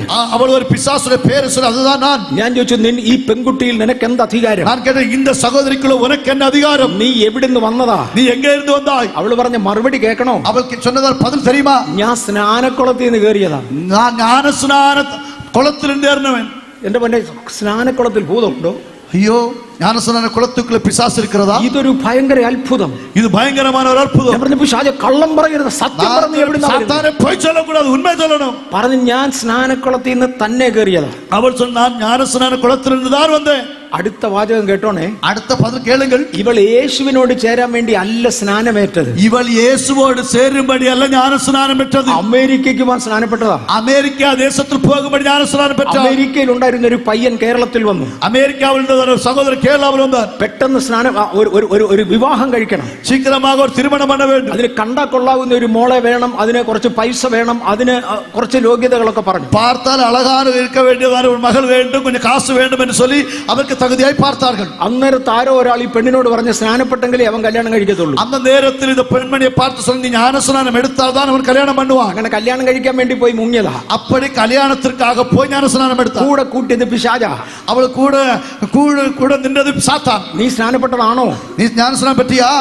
അത്ര സ്നാനത്തിന്റെ കാര്യം അല്ല ഞാൻ പറഞ്ഞത്. அப்படி ஞானஸ்நானத்தை பற்றி சொல்லவில்லை. വീസ സ്നാനവും കല്യാണ സ്നാനവും ഒക്കെ ഞങ്ങൾ കണ്ടിട്ടുണ്ട്. கல்யாணத்துக்கு ஞானஸ்நானம் எடுக்கிறவர்கள் இப்படி பல ஞானஸ்நானம் பார்த்திருக்கிறோம். ചിലർ രോഗസൗഖ്യത്തിന് വേണ്ടി സ്നാനപ്പെടുന്ന வியாதியிலிருந்து விடுதலை கிடைக்கும்படியா ஞானஸ்நானம் எடுப்பார்கள். എല്ലാം കൂടെ കൂടുന്നത് ഭൂതങ്ങളാ. இதெல்லாம் கூட சேர்ந்த சாத்தான்கள். എന്നാൽ യേശുവിനോട് ചേരുവാനുള്ള സ്നാനം, ஆனால் இயேசுவோடு கூட சேர வேண்டிய ஞானஸ்நானம். ആ അപ്പച്ചൻ പുതിയ നിയമവിശ്വാസി ആയിരുന്നെങ്കിൽ ഞാൻ അപ്പച്ചനോട് ചോദിച്ചാൽ അപ്പച്ചൻ സ്നാനപ്പെട്ടതാണോ? அந்த தகப்பனார் புதிய ஏற்பாட்டு விசுவாசியாய் இருந்தால் நான் அவரை பார்த்து கேட்டிருப்பேன், ஐயா நீங்கள் ஞானஸ்நானம் பெற்றவர்களா? അങ്ങനെ ഞാൻ എന്നാ സ്നാനപ്പെടാൻ? அவர் சொன்ன, ஓ நான் எதற்கு ஞானஸ்நானம் எடுக்க வேண்டும்? വലിയ കുടുംബത്തിൽ പറഞ്ഞ ഞാൻ സ്നാനപ്പെടാൻ? பெரிய குடும்பத்தில் பிறந்தவன் நான் ஞானஸ்நானம் எடுக்க வேண்டுமா? എനിക്കതൊന്നും കാര്യമല്ല. எனக்கு அது ஒரு பிரச்சனை அல்ல. ഞാനൊന്ന് ചോദിക്കട്ടെ, അപ്പച്ച വേർപെട്ടതാണോ? தகப்பனே, நீங்கள் வேறுபட்டு வாழுகிறீர்களா? എടാ, ഇത്രയും സമ്പത്തുള്ള ഞാൻ വേർപാടും? ஐயோ, இவ்வளவு ஐஸ்வர்யம் உள்ளதால் நான் வேறுபட்டு வாழ வேண்டுமா? എനിക്കിതൊന്നും മാറ്റാനൊക്കത്തില്ല. எனக்கு இதை மாற்ற முடியாது. ധൂമ്രവസ്ത്രവും പട്ടും ധരിച്ച് സാധാരണക്കാരനെ പോലെ പൊളച്ചു നടക്കുക ഞാൻ. രക്താംബരமும் விலையேறப்பட்ட வஸ்திரமும் தரித்துக் கொண்டு மറ്റുള്ള ஆடம்பரமாய் வாழுகிற எனக்கு. ഇതങ്ങോട്ട് നോക്കിയേച്ചാണ് അബ്രഹാം പിതാവ് പറഞ്ഞത്. இதை பார்த்துவிட்டு ஆபிரகாம் பிதா சொன்னார், മോനെ, നിന്റെ ആയുസ്സിൽ, மகனே உன்னுடைய வாழ்க்கையிலே നിനക്ക് കൊള്ളാമെന്ന് തോന്നിയത് മാത്രമേ നീ ചെയ്തിട്ടുള്ളൂ. உனக்கு அருமையாய் தோன்றினதை மட்டும் நீ செய்தாய். ലാസറതല്ല. லாசரவனமாய் அல்ல. അവൻ ഇഷ്ടപ്പെട്ടോ ഇല്ലയോ എന്നുള്ളതല്ല വിഷയം. அவனுக்கு விருப்பமோ இல்லையோ அதல்ல காரியம். അവൻ മോശയെയും പ്രവാചകന്മാരെയും അനുസരിച്ചവനാ. அவன் மோசேயும் தீர்க்கதரிசிகளுக்கு கீழ்ப்படிந்து வாழ்ந்தவன். മരണാനന്തര ജീവിതത്തെ കുറിച്ച് ഞാൻ ആദ്യമേ ശാസ്ത്രത്തിൽ നിന്ന് തൊട്ടു. ஓ, மரணத்திற்கு பிற்பாடுள்ள வாழ்க்கையை பற்றி ஏற்கனவே விஞ்ஞான பிரகாரமாய் சொன்னேன். പക്ഷെ വിശദീകരണത്തിന് വേണ്ടി യേശുവിന്റെ പദത്തിൽ വരികയാണ്. ஆனால் விவரிக்கும்படியாக இயேசு பாதத்தில் வருகிறார். യേശു പറയുന്നു, ഒരുവന് നിത്യജീവൻ വേണമെങ്കിൽ, இயேசு சொல்லுகிறார், ஒருவன் நித்திய ஜீவனை அடைய வேண்டுமானால் അവൻ മാനസാന്തരപ്പെട്ടവനാകും. ஒருவன் மனம் திரும்ப வேண்டும். മാനസാന്തരം എന്ന് പറഞ്ഞാൽ ഹൃദയത്തിനുണ്ടാകുന്ന വ്യതിയാനമാണ്. ஓ, மனம் திரும்புதல் என்று சொல்லுகிறது இருதயத்தில் உண்டாகிறதான ஒரு மாற்றம். ഇതുവരെ ഞാൻ നടന്നതുപോലെ മേലാൽ നടക്കത്തില്ല. இதுவரையில் நடந்த வண்ணமாக இனிமேல் நான் நடக்க மாட்டேன். എനിക്കും കൂടെ നല്ലതെന്ന് തോന്നിയതൊക്കെ ഞാൻ ചെയ്തവനാ. எனக்கும் நல்லது என்று தோன்றியது எல்லாவற்றையும் செய்தவன். വീട്ടിൽ കൈയടിച്ച് പാട്ട് പാടിയപ്പോൾ നല്ലതെന്ന് തോന്നി, അതുകൊണ്ട് ഞാൻ കൈയടിച്ചതാ. வீட்டிலே பாட்டு பாடி ஆராதித்தது நல்லது என்று தோன்றினது, ஆகவே நானும் கையடித்து பாடினேன். പക്ഷെ വേർപാടിന്റെ കാര്യം പറഞ്ഞപ്പോൾ എനിക്ക് നല്ലതെന്ന് തോന്നിയില്ല, അതുകൊണ്ട് വേർപെട്ടില്ല. வேறுபட்டு வாழ வேண்டும் என்று சொன்னது போது எனக்கு நல்லதென்று தோன்றவில்லை, ஆகவே நான் வேறுபட்டு வாழவில்லை. മോനെ, നിന്നെ ഇടുന്ന സ്ഥലമാ യാതനാസ്ഥലം. மகனே, உன்னை போடுகிற இடம் தான் வேதனை உள்ள இடம். ഇന്ന് രാത്രിയിൽ യാതനാസ്ഥലത്ത് നിന്ന് രക്ഷപ്പെടുവാൻ, இந்த இரவு இந்த வேதனை உள்ள இடத்தில் தப்பும்படி, മരണാനന്തര ജീവിതത്തിൽ ഇത് സാധ്യമല്ല. மரணத்தை பிற்பாடு முடியவே முடியாது. മനുഷ്യൻ ശരീരത്തിൽ ഇരിക്കുമ്പോൾ ചെയ്തത്, நீ மனுஷனே நீ சரீரத்தில் வாழும்போது செய்தது, നല്ലതാകലും തീയതാകലും, நன்மையானாலும் சரி தீமையானாலும் சரி, അതിന് തക്കവണ്ണം പ്രാപിക്കേണ്ടതിന്, அதற்கு தக்கதான பலன் பெற்றுக்கொள்ளும்படி ക്രിസ്തുവിന്റെ ന്യായാസനത്തിന് മുൻപാകെ നിൽക്കണം. நான் இயேசுக்கு நியாயஸ்தானத்திற்கு முன்பே நிற்கும்படி. എനിക്ക് തോന്നുന്ന ധനവാന്റെ ലാസറിന്റെ ചരിത്രം ഞാൻ ഏറെക്കുറെ വിശദീകരിച്ചു. நான் நினைக்கிறேன் ஐஸ்வர்யவான லாசருடைய காரியங்களை ஏறக்குறைய நான் விவரித்து. ഒരുപാട് സൽഗുണങ്ങൾ ഉണ്ടായിരുന്ന മനുഷ്യൻ, அநேக குணங்கள் இருந்ததான மனிதன், ഒന്ന് മാനസാന്തരപ്പെട്ടതല്ല. ஆனால் அவன் மனம் திரும்பினவன் அல்ல. ഇന്ന് രാത്രിയിൽ സത്യമായി മാനസാന്തരപ്പെട്ടവർ എത്ര പേരുണ്ട്? இந்த ராத்திரி வேளையில் உண்மையாகவே மனம் திரும்பினர் சொல்லுகிறவர் எத்தனை பேர் உண்டு? ആരുടെയും കൈ കാണണ്ട, யாரு கை வைத்த வேண்டாம், സ്വയം ആലോചിച്ചാൽ മതി. நீங்கள் தன்னைத்தானே ஆலோசித்து பாருங்கள். ഒരു കൂട്ടത്തിന്റെ നടുവിൽ ഒരു വെപ്രാളത്തിന് കൈ ഉയർത്തിയതേ ഉള്ളോ, അതോ സത്യമായി എൻ്റെ മനസ്സിനകത്ത് ഒരു വ്യത്യാസം വന്നോ? ஒரு கூட்டத்தின் நடுவில் ஏதோ ஒரு ஆவேசத்தினால் தான் கரங்களை உயர்த்தினேன். உண்மையாகவே சிந்தித்து பாருங்கள், உண்மையாகவே எனக்குள்ள ஒரு மாற்றம் வந்திருக்கிறதா? അപ്പനും അമ്മയും നിർബന്ധിച്ചത് കൊണ്ട് വെള്ളത്തിൽ മുങ്ങിയെന്നേ ഉള്ളൂ, സത്യമായി മാനസാന്തരപ്പെട്ടതാണോ? தாயின் தகப்பனும் கட்டாயப்படுத்தினபடியினால் ஞானஸ்நானம் எடுத்தேன். உண்மையாகவே உங்களுக்குள்ள ஒரு மாற்றம் வந்து நீங்க ஞானஸ்நானம் எடுத்தீர்களா? പാസ്റ്ററും കൂട്ടരും പറഞ്ഞേ കൊണ്ടങ്ങ് മുങ്ങിയെന്നേ ഉള്ളൂ, മാനസാന്തരപ്പെട്ടതാണോ? போதகரும் அவரோடு கூட உள்ளவர்கள் சொன்னதுனால நான் ஞானஸ்நானம் எடுத்தேன், மனம் திரும்பினேன். உண்மையாகவே உங்களுக்குள்ள ஒரு மனம் திரும்புதல் வந்திருக்கிறதா? സത്യമായി അങ്ങനെ വന്നിട്ടില്ലെങ്കിൽ, உண்மையாகவே அப்படி வரவில்லை ഈ என்றால் രാത്രിയിൽ ദൈവവുമായി നിങ്ങളുടെ ജീവിതം അക്കൗണ്ട് ചെയ്യുക. இந்த ராத்திரி வேளையில் உங்கள் ஆண்டவருமாக உங்கள் வாழ்க்கை ஒன்று கணக்கு பாருங்கள். മരണാനന്തര ജീവിതത്തിൽ സ്ഥാനമാറ്റമില്ല. மரணத்தை பிற்பாடு அங்கே ஒரு மாற்றம் இல்லை. ഞാൻ വേറൊരു ഭാഗത്തേക്ക് തിരിയേണ്ടത് കൊണ്ട് ഇന്നവിടെ നിർത്തുക. நான் இன்னொரு பகுதியில் போக வேண்டியபடினால் நான் இந்த பகுதியை திருப்புகிறேன். യേശുവിനെ രക്ഷകനായി സ്വീകരിച്ച്, இயேசுவை இரட்சகராக ஏற்றி, യേശു ക്രിസ്തുവിന്റെ നാമത്തിൽ, പിതാവിന്റെയും പുത്രന്റെയും പരിശുദ്ധാത്മാവിന്റെയും നാമത്തിൽ, பிதா குமாரன் பரிசுத்த ஆவியின் நாமத்திலே ഒരു അഭിഷക്തന്റെ കൈക്കീഴിൽ, ஒரு அபிஷேகம் படைத்ததான ஊழியக்காரனுடைய கீழே വെള്ളത്തിൽ മുങ്ങി സ്നാനമേറ്റ, தண்ணீரிலே மூழ்கி ஞான ஸ்நானம் ஏற்று, പരിശുദ്ധാത്മാവിനെ പ്രാപിച്ച பரிசுத்த ஆவியை பெற்று സകലരും സ്വർഗത്തിൽ പോകും. எல்லா நபர்களும் பரலோகத்தில் போவீர்கள். പക്ഷെ സ്വർഗത്തിൽ എല്ലാവർക്കും കൂടി ഒരു സ്ഥലമല്ല. ஆனால் பரலோகத்திலே எல்லாருக்கும் ஒரே இடம் இல்லை. ദാനിയേൽ പ്രവചനത്തിൽ ഒരു വാക്യം കിടപ്പുണ്ട്. ദാനിയേൽ தீர்க்கதரிசன പുസ്തകത്തിൽ വചനം ഇരിക്കുന്നത്. എനിക്ക് തോന്നുന്നു 12-ാമത്തെ അധ്യായത്തിലും തോന്നുന്നു, ഞാൻ കറക്റ്റ് ഓർക്കുന്നില്ല, അതുകൊണ്ട് റെഫറൻസ് ഇപ്പൊ പറയാൻ ഒക്കത്തില്ല, വാക്യം തെറ്റാതെ പറയാം. ஓ 12ஆம் அதிகாரத்தில் நினைக்கிறேன், அந்த வசனத்தை நான் சொல்லுகிறேன். ഹെബ്രിയേൽ മാലാഖ ദാനിയേലിനോട് പറയുന്നതാ. ഗാബ്രിയേൽ ദൂതൻ ദാനിയേலை பார்த்து சொல்லுகிறார், ദാനിയേലേ, നിന്റെ ജനം, ദാനിയേലേ ഉൻ ജനങ്ങൾ, പുസ്തകത്തിൽ പേരെഴുതപ്പെട്ടിരിക്കുന്ന ഏവനും തന്നെ, പുസ്തകത്തിലെ പേരെഴുതപ്പെട്ടിരിക്കുന്ന എല്ലാവരും, മണ്ണിൽ നിദ്ര കൊള്ളുന്നവരിൽ ചിലർ, എല്ലാവരും തന്നെ, ഓ മണ്ണുക്കുള്ളേ നിദ്ര പെറ്റുകൊണ്ടിരിക്കുന്ന എല്ലാവരും എന്ന് പറഞ്ഞാൽ മരിച്ചടക്കപ്പെട്ടവർ, அப்படின்னு சொன்னா மரித்து அடக்கம் பண்ணப்பட்டவர்கள், ജീവനോട് ഇരുന്നപ്പോൾ ജീവപുസ്തകത്തിൽ പേരുള്ളവർ, ജീവനോട് வாழ்ந்த போது ஜீவ புத்தகத்திலே പേരെഴുതപ്പെട്ടവர்கள், നിന്റെ ജനം, உன் ஜனங்கள், മുഴുവൻ പേര് ഉയർത്തെഴുന്നേക്കും. எல்லா பேரும் உயிர்த்தெழுந்து வருவார்கள். അടുത്ത പദം ശ്രദ്ധിച്ചോണം. அடுத்த வார்த்தை கவனியுங்கள். ചിലർ നിത്യ ലജ്ജയ്ക്കും, சிலர் நித்தியமான இகழ்ச்சிக்கும், ചിലർ നിത്യമാനത്തിനുമായി சிலர் நித்திய ഉയർത്തെഴുന്നേൽക്കും. கனத்திற்குமாக எழும்புவார்கள். കർത്താവേ, എന്തുവാ ഞാൻ ഈ കേൾക്കുന്നത്? ஆண்டவரே, நான் என்ன கேட்கிறேன்? വേദപുസ്തകത്തിൽ നിന്ന് എനിക്ക് മനസ്സിലാകാത്ത ചില ഭാഗങ്ങൾ ഉണ്ടായിരുന്നു. வேத புத்தகத்தில் எனக்கு புரியாத சில பகுதிகள் இருந்தது. അതിൽ ഒരു ഭാഗമായി ഇത്. அதில் ஒரு பகுதி தான் இது. നിന്റെ ജനം പുസ്തകത്തിൽ പേരെഴുതി കാണുന്ന ഏവരും ഉയർത്തെഴുന്നേക്കും, ചിലർ നിത്യ ലജ്ജയ്ക്കായിരിക്കും. உனக்குள்ள இருக்கிறதான சில ஜனங்கள் நித்திய லட்சைக்காக எழும்புவார்கள். അത് എങ്ങനെ സംഭവിക്കും കർത്താവേ? அது எப்படி நடக்கும் ஆண்டவரே?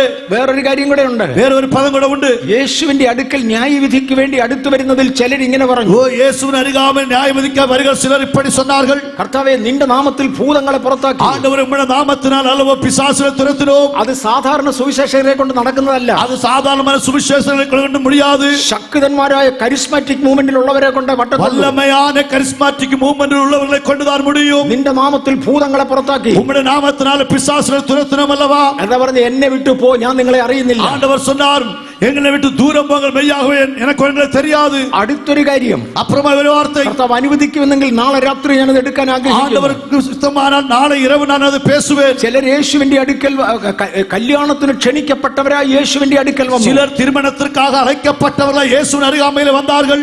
അവർ രക്ഷിക്കപ്പെട്ടവരാണ്, അവർ രക്ഷിക്കപ്പെട്ടவர்கள், സ്നാനപ്പെട്ടവരാകാം, ஞான ஸ்நானம் பெற்றவர்கள், അല്ലെങ്കിൽ കുഞ്ഞാടിന്റെ കല്യാണത്തിന് വരാനൊക്കത്തില്ല. அல்லாவிட்டால் ஆட்டுக்குட்டியானுடைய திருமணத்திற்கு வர முடியாது. പക്ഷെ കല്യാണ വസ്ത്രം ധരിച്ചിട്ടില്ല. ஆனா கல்யாண ஆடை அணியவில்லை. നാളെ അത് എടുക്കണമെന്ന് എനിക്ക് ആഗ്രഹമുണ്ട്. நாளை அதை பேச வேண்டும் என்று விரும்புகிறேன். രാജാവ് ഒരു ചോദ്യം ചോദിച്ചു. ராஜா ஒரு கேள்வி கேட்கிறார், സ്നേഹിത, കല്യാണ വസ്ത്രമില്ലാതെ അകത്തു വന്നതെങ്ങനെ? நண்பனே, திருமண ஆடை இல்லாமல் எப்படி உள்ளே வந்தாய்? അവന് വാക്കുമുട്ടിപ്പോയി. அவன் வார்த்தை இல்லை. അടുത്ത പദം യേശു പറയുന്നത്, அடுத்த அடுத்த பகுதியை இயேசு சொல்கிறார், അവന്റെ കൈയും കാലും കെട്ടി അവനെ പുറത്തുള്ള ഇരുട്ടിൽ തള്ളു. அவனை கையும் காலும் கட்டப்பட்டவனாய் வெளியே உள்ளவனாய் இருளறையிலே போடுங்கள். കർത്താവേ, കുഞ്ഞാടിന്റെ കല്യാണത്തിന് ചെന്നിട്ട്, ஆண்டவரே, ஆட்டுக்குட்டியோட கல்யாணத்துக்கு போய் അവിടം വരെ തടസ്സമില്ലാതെ വന്നിട്ട് அதுவரை தடையில்லாமல் வந்து അവിടിട്ട് കൈയും കാലും കെട്ടുമോ? அங்கே வைத்து கையும் காலும் கட்டப்பட்டு ഈ നിത്യ ലജ്ജ എന്റെ മേൽ വന്നല്ലോ. அந்த நித்திய இகழ்ச்சி என் மீது வந்ததல்லவா? ഈ ഭാഗങ്ങൾ ദൈവം അനുവദിക്കുന്നെങ്കിൽ നാളെ ഞാൻ இந்த വിശദീകരിക്കും. பகுதி ஆண்டவர் சித்தமான நாளை சொல்லுவேன்.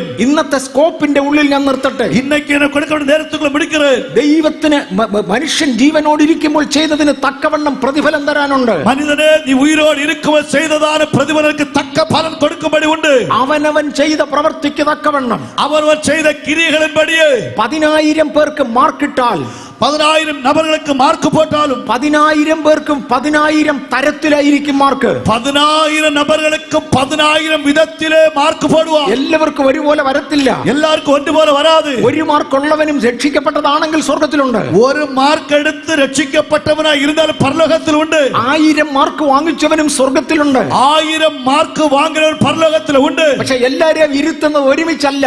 ആരെ എല്ലാരെയും ഉட்கார வைப்பது ഒരുമിച്ചല്ല. ഇതുകൊണ്ടാണ് യേശു പറഞ്ഞ എന്റെ പിതാവിന്റെ ഭവനത്തിൽ അനേക വാസസ്ഥലങ്ങളുണ്ട്. യേശുവിന്റെ പിതാവിന്റെ വീട്ടിൽ അനേകം വാസസ്ഥലങ്ങളുണ്ട്. താണതും ഉയർന്നതും ഒക്കെ ഉണ്ട്. ഉയർത്തപ്പെട്ട താഴ്മയാനതുമുണ്ട്. എനിക്ക് എന്റെ സഭയെ കുറിച്ചുള്ള താല്പര്യം, എനിക്ക് സഭയെ കുറിച്ചുള്ളതാണ് ആശை. ഞാൻ ഇരിക്കുന്ന ഇടത്ത് എന്റെ സഭ ഇരിക്കണം. ഞാൻ இருக்க வேண்டிய இடத்தில் சபை இருக்க வேண்டும். ഇന്ന് രാത്രിയിൽ സ്വർഗത്തിൽ പോകാമെന്നുള്ള ചിന്ത താണ ക്ലാസ്സിൽ മാത്രം മതി. ഇന്നേക്ക് പരലോകത്തിൽ പോക വേണ്ടിയ ചിന്ത താഴ്ന്ന വകുപ്പിൽ இருந்தால் போதும். സ്വർഗത്തിൽ എനിക്ക് എന്ത് ലഭിക്കും? പരലോകത്തിൽ എനിക്ക് നമ്പർ கிடைக்கும். സ്വർഗത്തിൽ എന്റെ സ്ഥാനം എന്താണ്? ഓ, പരലോകത്തിൽ എന്റെ പദവി என்ன? ഇത് ചിന്തിക്കുന്നവർക്കായി സ്തോത്രം. ഇത് ചിന്തിക്കുന്ന പിള്ളേകൾക്കായി സ്തോത്രം. നമ്മുടെ ചർച്ചിൽ ഏറ്റവും കൂടുതൽ മാർക്ക് വാങ്ങിക്കുന്ന, സ്കൂളിലെ മാർക്ക് വാങ്ങിക്കുന്നവർക്ക് പള്ളിയിൽ നിന്ന് ഒരു പ്രോത്സാഹന സമ്മാനം കൊടുക്കുന്ന പതിവുണ്ട്. സഭയിലെ பள்ளிக்கூடங்களில் படிக்கிற பிள்ளைகள் அதிகமாக மதிப்பெண் வாங்குகிற பிள்ளைகளுக்கு அவர் உற்சாகப்படுத்தும்படி சில பரிசுகள் வழங்குவதுண்டு. നമ്മുടെ ചർച്ചിൽ ഒരു കുടുംബമുണ്ട്. അവിടുത്തെ പിള്ളേര് ഏത് സ്കൂളിൽ പഠിച്ചാലും അവർക്കാണ് ആ സ്കൂളിലെ 1ാം റാങ്ക്. ஆனால் எங்கள் சபையில் சில குடும்பம் உண்டு, அந்த பிள்ளைகளை எந்த ஸ்கூலில் படித்தாலும் அவருக்கு முதல் மதிப்பெண்கள் எடுப்பாங்க. എല്ലാ വർഷവും സമ്മാനം അവർക്കാ. எல்லா ആണ്ടുകളും അവർക്ക് தான் പரிசு. ഒരിക്കല് ഞാൻ ആ വീട്ടിൽ പോയി. ஒரு விஷயம், அந்த வீட்டுக்குள்ள വൈകിട്ട് ഒരു 6:30 മണിയായപ്പോഴാണ് ഞാൻ വീട്ടിൽ ചെല്ലുന്നത്. அந்த வீட்டில் போகும்போது ஒரு 6:30 മണി இருக்கும். അവിടുത്തെ ഒരു മോള് BSc പഠിക്കുക. അതിൽ ഒരു മകൾ BSc പഠിக்கிறாள். കൃത്യം പോലെ അവിടെ റിസൾട്ട് വന്ന അമ്മ ഞാൻ അവിടെ കയറി ചെല്ലുന്നു. அன்றைக்கு அந்த ரிசல்ட் வருகிற அன்றைக்கு தான் நான் அந்த வீட்டுக்குள்ள போகிறேன். അന്ന് കറണ്ട് ഇല്ലായിരുന്നു. വൈകിട്ട് அந்த சாயங்கால வேளையில் அங்கே கரண்ட் இல்ல. വീടിനകത്ത് ലൈറ്റ് കത്തുന്നുണ്ട്. வீட்டுக்குள்ளே லைட் உண்டு. ഞാൻ ബെല്ലടിച്ചിട്ട് ബെല്ല് കേൾക്കത്തില്ല. நான் அங்க பெல் அடித்த பெல் கேட்கவில்லை. എനിക്ക് മനസ്സിലായി കറണ്ട് ഇല്ല. எனக்கு புரிந்தது கரண்ட் இல்லை. ബാറ്ററിയിലാണ് അകത്തെ ലൈറ്റ് കത്തുന്നത്. பேட்டரியில தான் உள்ள லைட்டுகள் எரிகிறது. പക്ഷെ അമ്മ മോളെ വഴക്ക് പറയുന്നത് എനിക്ക് കേൾക്കാം. ஆனால் தாய் அந்த மகளை சண்டை போடுகிறது, வழக்கு சொல்கிறது. അമ്മ ചോദിക്കുന്ന ചോദ്യം, ബാക്കി 2 മാർക്ക് എന്ത് ചെയ്യടി?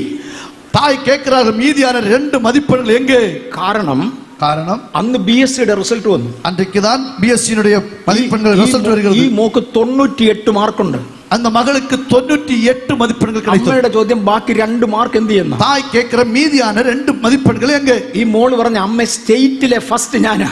அந்த மகள் சொல்லுற, அம்மா அந்த மாநிலத்திலேயே ஃபர்ஸ்ட் தான். അമ്മ ചോദിച്ചു, എനിക്ക് എന്റെ ചോദ്യം അതല്ല. தாய் சொல்லி, என்னுடைய கேள்வி அதல்ல. എനിക്ക് അറിയേണ്ടത് ബാക്കി 2 മാർക്ക് എന്ത് ചെയ്യുന്നു? எனக்கு புரிந்து கொள்ள வேண்டியது மீதி உள்ள 2 மதிப்பெண்கள் எங்கே? നിനക്ക് എത്ര മാർക്ക് ഉണ്ടെന്നല്ല ഞാൻ ചോദിച്ചത്, ബാക്കി എന്ത് ചെയ്യുന്നു? உனக்கு எத்தனை மதிப்பெண்கள் உண்டு என்று சொன்னா கேட்கவில்லை.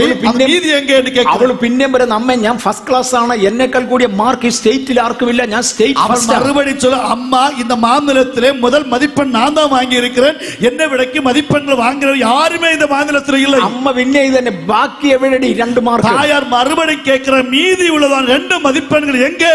ഇത് കേൾക്കാൻ രസമാ. കൊച്ചാണെ കരഞ്ഞോണ്ടാ പറയുന്നത്. இதை கேட்கும்போது ரொம்ப தமாஷா இருந்தது. அது பிள்ளை அழுது கொண்டு சொல்லுகிறார். അമ്മ കടിക്കാൻ വരുന്ന പോലെ ചോദിക്കുന്നത്. அம்மா கடித்துக்கு கொதறம்படி வந்து கேட்கிறாள். ഇത് കേട്ടോണ്ട് ഞാൻ വെളിയിൽ നിന്നു. இதை கேட்டவண்ணமாய் வெளியே நின்று. അപ്പോഴാണ് അടുത്ത വീട്ടിലെ ഒരു മോൾ ഓടിക്കേറി വരുന്നു. அப்போதுதான் பக்கத்து வீட்டில் ஒரு மகள் ஓடி வருகிறாள். ഞാൻ അവിടെ നിന്നു ഒന്നും അവൾ കണ്ടില്ല. நான் அங்க வந்து நின்றது பார்க்கவில்லை. അവക്ക് ഒരു മര്യാദയും ഇല്ലായിരുന്നു. அங்க நமக்கு ஒரு மரியாதையும் இல்லை. അല്ല, അവക്ക് அவங்களுக்கு ஒரு மரியாதையும் இல்லை. അവളെ ഡോർ തള്ളി തുറന്ന് അകത്തോട്ടങ്ങ് കയറി. അവൾ அந்த വാസല ഇടിത്ത് തുറന്നവളായി വെളിയെ ഉള്ള വന്നു. അകത്ത് കയറി, ആന്റി ഞങ്ങളുടെ റിസൾട്ട് വന്നു. അവൾ சொல்ல, ആന്റി എങ്ങൾക്ക് മതിപ്പെൺ വന്നത്. അപ്പൊ അമ്മ ചോദിച്ചു, നിനക്ക് എത്ര മാർക്കുണ്ട്? തായാർ കേട്ട, ഉനക്ക് എത്ര മാർക്ക്? അവൾ പറഞ്ഞു 85. അവൾ சொல்ல 85 മാർക്ക്. ഇവിടെ സ്വന്തം മോള് 98 നിൽക്കുക. സ്വന്തം മകൾ 98 മാർക്ക് വാങ്ങിനവളായി നിൽക്കുകയാൾ. അമ്മ അവളെ ഇട്ട് പൊരിക്കുക. അമ്മ അവളെ പോട്ട് വറക്കുകയാൾ. അപ്പോഴാണ് അയലോകത്തെ മോള് വരുന്നത്. അന്ന നേരത്തിൽ അയൽ വീട്ടിലുള്ള പിള്ളേ വരിക. ആന്റി 85 മാർക്കുണ്ട്. ഓ അമ്മ 85 മാർക്ക് വാങ്ങിനേ. അമ്മ പറഞ്ഞു, വെരി ഗുഡ്, ഡിസ്റ്റിങ്ഷൻ ആണല്ലോ. ഓ അമ്മ சொல்லுகிறார்கள், நல்ல വെരി ഗുഡ്, നല്ല മതിപ്പെൺ വാങ്ങിയിരിക്കുകയേ. മോളെ നിനക്കത് ഭയങ്കര കൂടിയതാ. ഓ മകളെ, അത് ഉനക്കത് പെരുസുതാൻ. പക്ഷെ എന്റെ മോടെ സ്റ്റാൻഡേർഡ് അതല്ല. ஆனால் என்னுடைய മകളുടെ സ്റ്റാൻഡേർഡ് അതല്ല. എന്റെ മോളെ എനിക്ക് അതിന്റെ മേളിൽ കാണണം. ഓ என்னுடைய മകളെ ഇന്നും അതവിടെ മേലെ பார்க்க வேண்டும். നിങ്ങൾ മാനസാന്തരപ്പെട്ടാൽ ഒത്തിരി പേർക്ക് അത് മതി. ഓ ചിലർ നിனைக்கிறார்கள் മനം திரும்பினால் அது போதும் என்று நினைக்கிறீர்கள். പക്ഷെ പൗലോസിനോടൊന്ന് ചോദിര്. ആന പൗലെ பார்த்து ഒരു വാർത്ത കേൾக்கலாம். അദ്ദേഹം പറഞ്ഞു, ഏത് പുരുഷനെയും ക്രിസ്തുവിൽ തികഞ്ഞവനാക്കുവാൻ 100 മാർക്കാണ് എന്റെ നോട്ടം. ഓ അവർ சொல்லுகிற எந்த புருஷனை கிறிஸ்து இயேசுவுக்குள் 100% மேன்மையானவராய் பார்க்க வேண்டும் என்று விரும்புகிறார். എന്നെ ദൈവം ഏൽപ്പിച്ചത് ഒരു അപ്പോസ്തോലിക് ശുശ്രൂഷയുടെ ഭാഗമാണ്. എന്നെ ആണ്ടവർ ഒപ്പുകൊടുത്തു, എനിക്ക് ആണ്ടവർ ഒപ്പ് തന്നത് ഒരു അപ്പോസ്തല ഊഴിയത്തിന്റെ ഒരു പകുതി. സ്വർഗ്ഗത്തിൽ പോയത് കൊണ്ട് മാത്രമായില്ല, പരലോകത്തിൽ പോന്നതിനാൽ ആകാതെ ഉന്നതങ്ങളിലേക്ക് ഉയരുവാൻ, ഉന്നതമായ നിലമേൽ ഉയരുമ്പടി 1000 സ്ഥാനങ്ങളിൽ, 1000 ജ്ഞാനസ്നാനങ്ങളിൽ എനിക്ക് ടോപ്പ് മോസ്റ്റ് കിട്ടുവാൻ, എനിക്കത് ടോപ്പ് മോസ്റ്റ് கிடைக்கும்படி കർത്താവേ ദൈവവചനം പൂർണ്ണമായി അനുസരിപ്പാൻ ഞാൻ എന്നെ ഏൽപ്പിക്കുന്നു എന്ന് പറയുന്നവർക്കായി ഞാൻ കർത്താവിനെ സ്തുതിക്കുന്നു. ആണ്ടവരേ, എൻ ആണ്ടവരുടെ സമൂഹത്തിൽ 100% പരിപൂർണമായി ഒപ്പുകൊടുக்கிறேன் என்று சொல்லுகிற பிள்ளைகளுக்காய் நான் ஆண்டவரை துதிக்கிறேன். മരണാനന്തര ജീവിതം സത്യമാണ്. മരണത്തിന് പിற்பாடு ഒരു வாழ்க்கை ഉണ്ട്, അത് ഉണ്மை. മരണത്തിനപ്പുറത്ത് സ്ഥാനങ്ങൾക്ക് വ്യത്യാസം വരത്തില്ല. മരണത്തിന് പിற்பாடு ഉങ്ങളുടെ പദവികൾക്ക് മാറ്റം വരാതെ ഈ രാത്രിയിൽ നല്ല സ്ഥാനങ്ങൾക്ക് നോക്കുന്നവർക്കായി സ്തോത്രം. இந்த இரவு வேளையிலே நல்ல பதவிகளுக்காய் பார்க்கிற பிள்ளைகளுக்காய் ஸ்தோத்திரம். അംഗീകരിക്കാൻ എത്ര പേര് തയ്യാറാന്ന് എനിക്ക് അറിഞ്ഞുകൂടാ. എത്ര പേർ അത് ഏറ്റുകൊള്ളുവീர்கள் എന്ന് എനിക്ക് തെരിയവില്ല. ഞാനും പാട്ട് പാടുന്നു, ഞാനും പാട്ട് പാടുகிறேன், ഞാനും കൈയടിക്കുന്നു, ഞാനും പ്രസംഗിക്കുന്നു, ഞാനും സ്വർഗത്തിൽ പോകും, ഞാനും പരലോകത്തിൽ പോവേ. പക്ഷെ എം എ വർഗീസിന് അത് പോരാ. എന്നോട് റിസൾട്ട് അതല്ല. എം എ വർഗീസിന് അത് പോരാ. എം എ വർഗീസ് അവർക്ക് അത് പോതാ. എനിക്ക് അതിന്റെ മേളിൽ കയറണം. എനിക്ക് അത് വിടയ്ക്ക് മേലെ പോകും. ഈ രാത്രിയിൽ മേളിൽ കയറണം താല്പര്യമുള്ള എത്ര പേരുണ്ട്? இந்த இரவு வேளை மேலே போக வேண்டும் என்று எத்தனை பேர் ஆசைப்படுகிறார்கள்? സാധാരണ സുവിശേഷ പ്രസംഗമാണ് നടക്കുന്നത്. സാധാരണമായ ഒരു സുവിശേഷ ചെയ്തി നടക്കുന്നത്. ഞാൻ അതിനപ്പുറത്തൊരു പടിയിലേക്ക് മാറുക. ഞാൻ അതിന്റെ മേൽപടിയിലേറ வேண்டும். രക്ഷിക്കപ്പെടാൻ എത്ര പേരുണ്ടെന്ന് സാധാരണ ചോദിക്കും. സാധാരണമായി കേൾപ്പാர்கள், രക്ഷിക്കപ്പെടുവதற்கு എത്ര പേർ இருக்கிறீர்கள்? കഴിഞ്ഞ ഒരു 15 വർഷമായി ഞാൻ ഇത് ചോദിക്കാറില്ല. 15 ആണ്ടുകളാக இந்த പദം ഞാൻ കേൾக்கிறதில்லை. രക്ഷ, സ്നാനം, വേർപാട്, വിശുദ്ധ ജീവിതം ഇവ ഒരുമിച്ചാണ് ഞാൻ ചോദിക്കുന്നത്. രക്ഷിപ്പ്, ജ്ഞാനസ്നാനം, പരിശുദ്ധ வாழ்க்கை ഇത് ഒരുമിച്ച് ഞാൻ കേൾപ്പേൻ. ഞാൻ 2ാം പടി കൊണ്ട് തൃപ്തനല്ല. ഞാൻ 2ാം പടിയോട് തൃപ്തിപ്പെട്ടവനല്ല. ഞാൻ ഈ രാത്രിയിൽ ഒറ്റ ഉദാഹരണം കൂടെ പറഞ്ഞു നിർത്താൻ പോവാ. ഞാൻ ഒരു എടുത്തുകാട്ടോടെ ചൊല്ലി മുടിക്കാൻ പോകുകയാണ്. ബാംഗ്ലൂരിലെ എന്റെ ചർച്ചിലെ ദൈവത്തിന്റെ കൃപയാൽ പരിശുദ്ധാത്മാവിന്റെ സ്വാതന്ത്ര്യത്തിൽ ഞങ്ങൾ ശുശ്രൂഷിക്കാറുണ്ട്. ബാംഗ്ലൂരിലെ എന്റെ സഭയിലെ പരിശുദ്ധ ആവിയാനവരുടെ വിടുതലയോട് കൂടെ ഞങ്ങൾ സഭയിൽ ആരാധിപ്പതുണ്ട്. ഏതു പുരുഷനെയും ക്രിസ്തുവിൽ തികഞ്ഞവനാക്കണമെന്നുള്ള ചിന്തയിലാണ് ഞങ്ങളുടെ പണി. എന്ന മനുഷ്യനും ക്രിസ്തു യേശുവുക്കുൾ തേർന്നവനാக മാറ്റ வேண்டும் என்பതാണ് ഞങ്ങളുടെ നാം പഠിപ്പിക്കുന്നത്. ദൈവത്തിന്റെ വലിയ കൃപയാൽ പരിശുദ്ധാത്മാവിന്റെ ശക്തിയേറിയ മൂവ് അതിനകത്ത് നടക്കുന്നുണ്ട്. ആരുടെ പെരുതാന കൃപയിനാലെ പരിശുദ്ധ ആവിയാനവരുടെ മികപ്പെരിയ ഒരു അസൈവ് അങ്ങനെ നടക്കുന്നത്. അതുകൊണ്ടാണ് ഭൂലോകത്തിലുള്ളതിലെ ഏറ്റവും വലിയ മലയാളി പെന്തിക്കോസ്ത് ചർച്ച് ദൈവം എന്റെ കയ്യിൽ തന്നത്. ആകവേதான் ഭൂലോകത്തിലെ ഉള്ളതിലെ മികപ്പെരിയ മലയാള പെന്തേകോസ്ത് സഭை ആண்டവൻ കയ്യിൽ കൊടുത്ത 22 അംഗങ്ങളുമായി ഞങ്ങൾ തുടങ്ങി. 22 നബറുകളുമായി ആരംഭിക്കപ്പെട്ട സഭ ഇന്ന് 22,000 അവിടെ ഉണ്ട്. 1000 ഇരട്ടി കർത്താവ് ഞങ്ങളെ വളർത്തി. ഇன்றைக்கு 22,000 மக்கள் அந்த தேசத்தில் எங்களோடு கூட ஆராதிக்கிறார்கள்.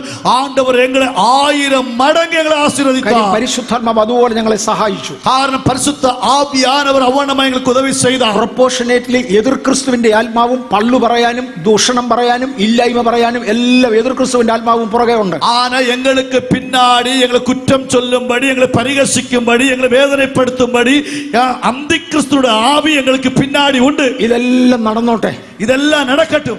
സഭയ്ക്കകത്ത് ശക്തിയേറിയ ആത്മവ്യാപാരം നടക്കും. സഭയ്ക്കുള്ള വല്ലമயான ആവിക്കുரிய ഒരു അസൈവുണ്ടാകട്டும். ഞങ്ങളുടെ കുഞ്ഞുങ്ങളിൽ പലരും ആത്മവിവശതയിലായി.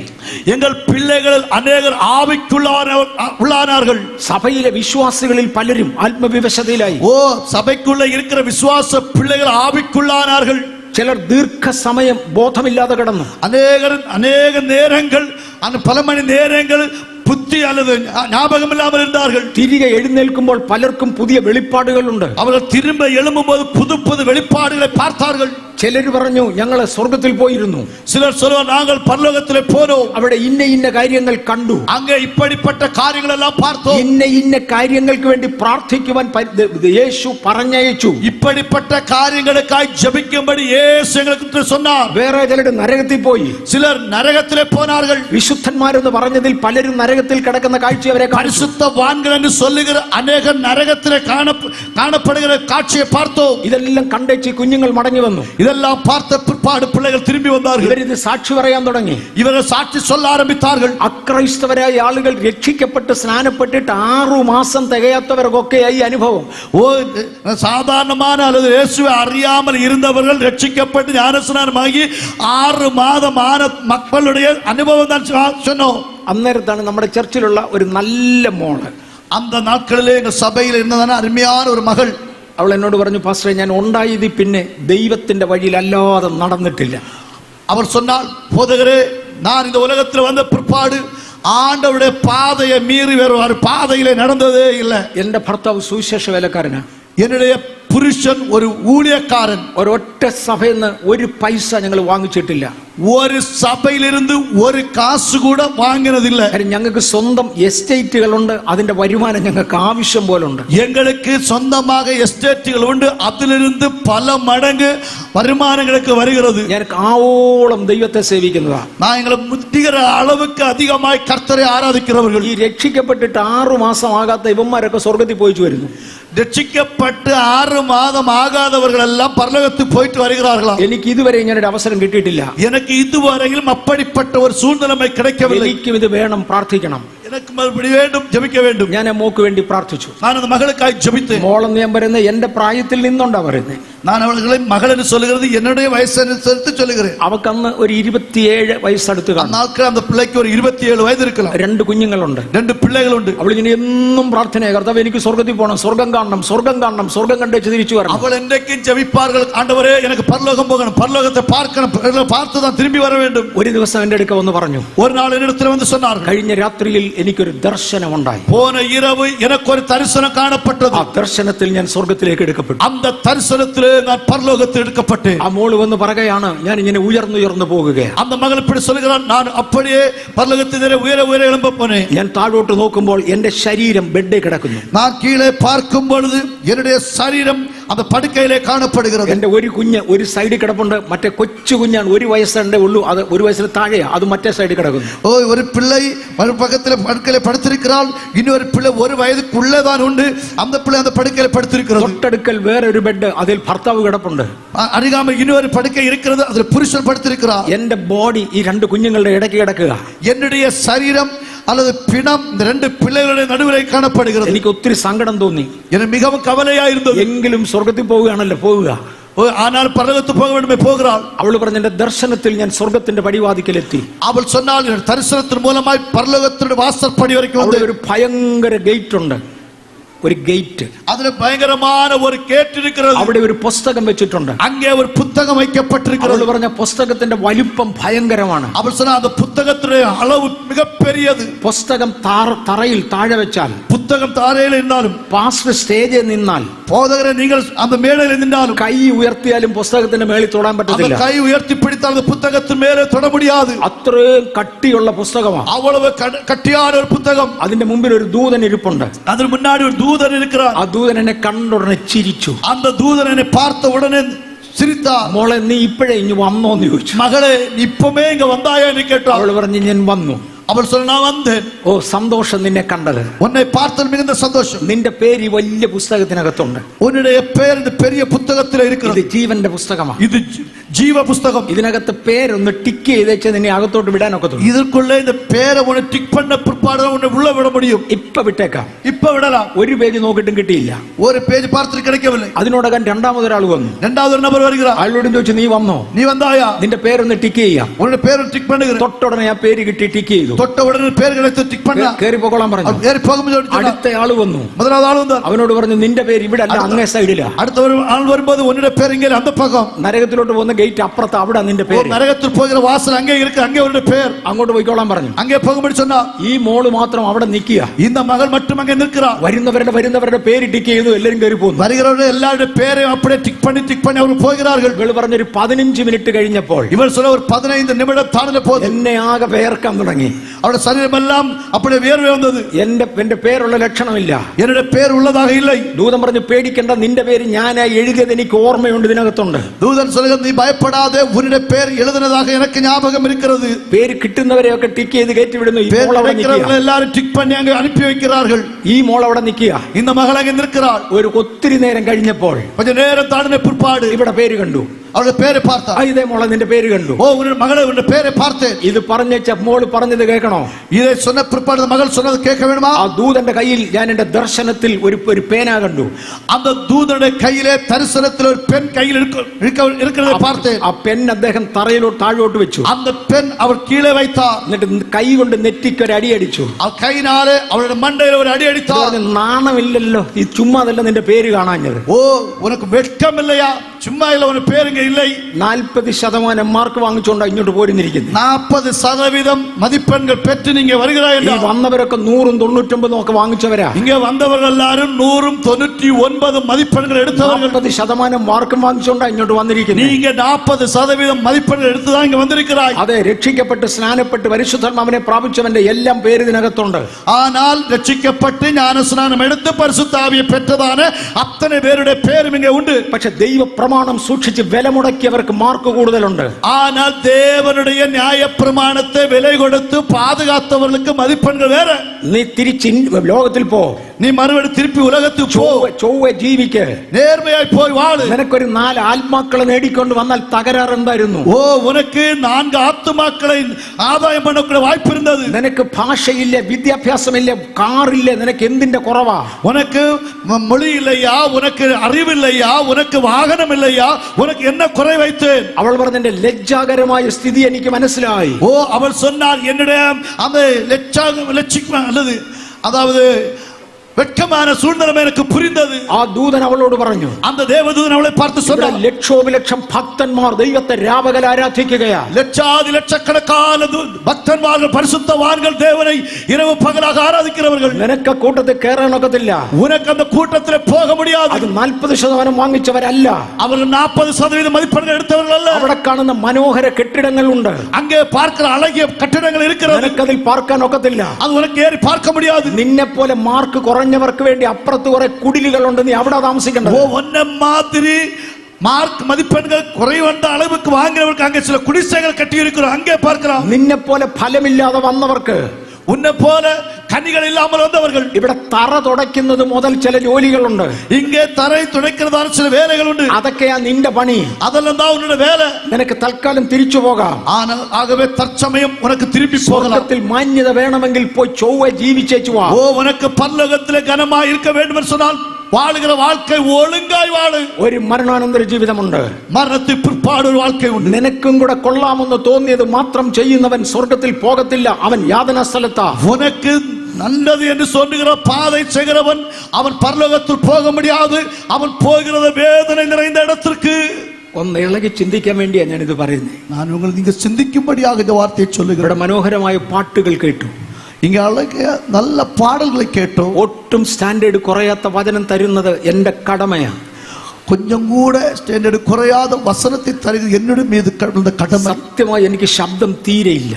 உண்மையை சொன்ன எனக்கு சத்தம் சுத்தமா எடுக்க முடியாது. എന്റെ ലങ്സ് രണ്ടും കേടാ.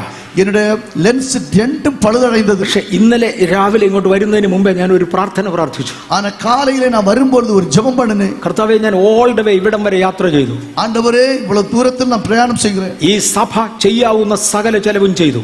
இந்த சபை செய்ய வேண்டிய எல்லா செலவுகளும் செய்தார்கள். ബ്രദർ പീറ്ററും പാസ്റ്റർ റോബർട്ടും എന്നെ കൊണ്ടുവരാൻ വേണ്ടി ഇവിടെ വന്നു. சகோதரன் பீட்டர் அவர்களும் பாஸ்டர் ராபர்ட் அவர்களும் என்னை இங்கே அழைத்துக் கொண்டு வருவதற்கு என்னோடு கூட வந்தார்கள். ജനം സമയം മെനക്കെടുത്തി വരും. ஜனங்கள் நேரத்தை செலவு பண்ணி வருவார்கள். ഇന്നവർക്ക് ദൂത് കൊടുക്കേണ്ട ഉത്തരവാദിത്വം എന്റെയാ. ഇന്നേക്ക് അവർക്ക് കൊടുക്ക വേണ്ടിയ ചെയ്തിയുടെ ഉത്തരവാദിത്വം എന്നിടത്തിൽ ഇരിക്കുന്നു. ഒരൊറ്റ വ്യക്തി തൃപ്തിയാകാതെ തിരിച്ചു പോയാൽ അത് എന്റെ കുറ്റവാ. ഒരു നബർ കൂടെ വാർത്ത കേട്ട് തൃപ്തി പോകാமல் இருந்தால் എൻ மீதுള്ള കുറ്റം. എന്റെ ലങ്സ് പോയതാ, സത്യം ശരിയാ. ഓ, എന്റെ രണ്ട് ലെൻസുകളും പോയത് ഉണ്മൈതാൻ. എനിക്ക് ഒത്തിരി പ്രശ്നമുണ്ട്, സംഗതി ശരിയാ. എന്റെ ശരീരത്തിൽ അനേക പ്രശ്നം ഉണ്ട്, ഉണ്മൈതാൻ. പക്ഷേ ഈ ബലഹീന മൺപാത്രത്തെ കർത്താവേ ബലപ്പെടുത്തണേ. ആണ്ടവർ ബലഹീനമായ മൺപാത്രത്തെ ആണ്ടവരെ ബലപ്പെടുത്ത வேண்டும். എനിക്ക് ഒരൊറ്റ മെസ്സേജ് ഉഴപ്പിയാൽ ഒരു മാസം എനിക്ക് ഉറക്കം വരത്തില്ല.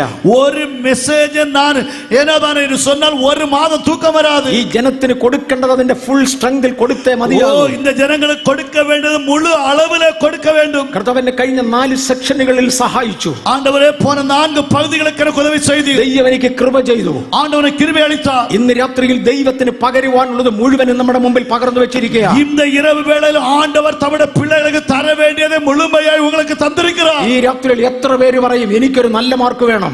ഓ, இந்த ராத்திரி வேளை எத்தனை பேர் சொல்வீர்கள் எனக்கு நல்ல ஒரு மதிப்பெண் வேணும்? അയൽവക്കത്തെ കൊച്ചിന് 85% നല്ല മാർക്കാ, സത്യമായി നല്ല മാർക്കാ. அந்த அயல்வாசி வீட்டு பிள்ளை 85 മാർക്ക് വാങ്ങിയ ഉണ്മൈதான். പക്ഷെ എന്റെ കുഞ്ഞിനത് പോരാ.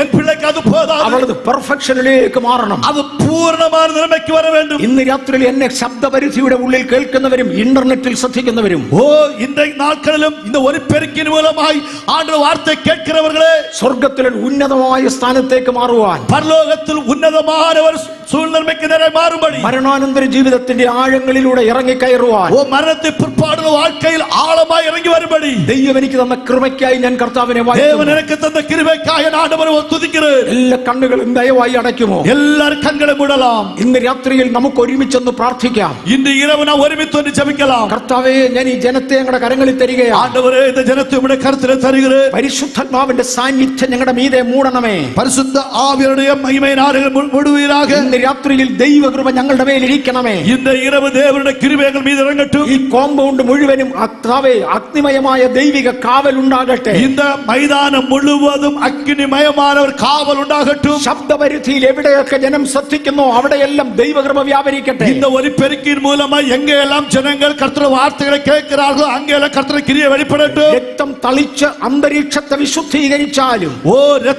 രക്തത്തെ തളിത്ത് இந்த മക്കളെ പരിശുദ്ധപ്പെടുത്തുവീരാക. വചനത്തിന്റെ ക്രിയയെ തടയുന്ന ശക്തികളെ ഞാൻ യേശുവിന്റെ നാമത്തിൽ ശാസിക്കുന്നു. വസനത്തിന് വല്ലമകളെ തടയ பண்ணுகிற അന്ധകാര വല്ലമകളെ യേശുവിൻ നാമത്തിൽ കടിഞ്ഞു കളയുகிறேன். ജനത്തെ അങ്ങ് അംഗീകരിക്കണമേ.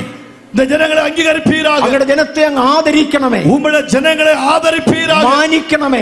கனம் பண்ணுவீராக. അത് യേശുവിന്റെ നാമത്തിൽ തന്നെ. യേശുവിൻ നാമത്തിനാലെ ആ കണ്ണുകൾ അടച്ചിരിക്കുമ്പോൾ തന്നെ, அந்த കണ്ണുകൾ അടയ്ത്തവണ്ണമായി നമ്മളൊരു പ്രത്യേക പരിശുദ്ധാത്മാവിന്റെ കാവലിലാണെന്ന് അറിഞ്ഞുകൊണ്ട്, ഓ, ഉങ്ങൾക്കുള്ള ഒരു പരിശുദ്ധ ആവിയുടെ വിശേഷിത്ത ഒരു കാവൽ ഉണ്ട് എന്ന് അറിഞ്ഞ് ഈ രാത്രിയിൽ ദൈവം ഇടപെട്ടുകൊണ്ടിരിക്കുമ്പോൾ, இந்த இரவு வேளையிலும் ஆண்டவர் உங்க நடுவில் அசைவாடிக்கொண்டிருக்கும்போது, എന്റെ ജീവിതത്തെ ഞാൻ ദൈവസന്നിധിയിൽ ഏൽപ്പിക്കുകയാണെന്ന് പറയുവാൻ, என் வாழ்க்கையை என் ஆண்டவருடைய சமூகத்தில் ஒப்புக் கொடுக்கிறேன் என்று சொல்லும்படி, സ്വർഗ്ഗത്തിൽ ഉന്നതമായ പദവിയിലേക്ക് മാറുവാൻ, பரலோகத்தில் உன்னதமான ஒரு பதவியில் வரும்படி, എന്റെ ജീവിതത്തെ ഏൽപ്പിക്കുകയാണെന്ന് പറയുവാൻ, என்னுடைய வாழ்க்கையை ஒப்புக் கொடுக்கிறேன் என்று சொல்லும்படி, സത്യമായ മാനസാന്തരത്തോടെ உண்மையான மனம் திரும்புதலோடு ദൈവത്തെ സേവിക്കുവാൻ ഞാൻ എന്നെ തന്നെ സമർപ്പിക്കുന്നു എന്ന് പറയുവാൻ, ஆண்டவரை ஆராதிக்கும்படி என்னை நானே ஒப்புக் கொடுக்கிறேன் என்று சொல்லுகிறவர்கள் ഈ രാത്രിയിൽ എത്ര പേരുണ്ട്? இந்த இரவு எத்தனை நபர்கள் இருக்கிறீர்கள்? ചുറ്റുവട്ടങ്ങളെ നോക്കരുത്.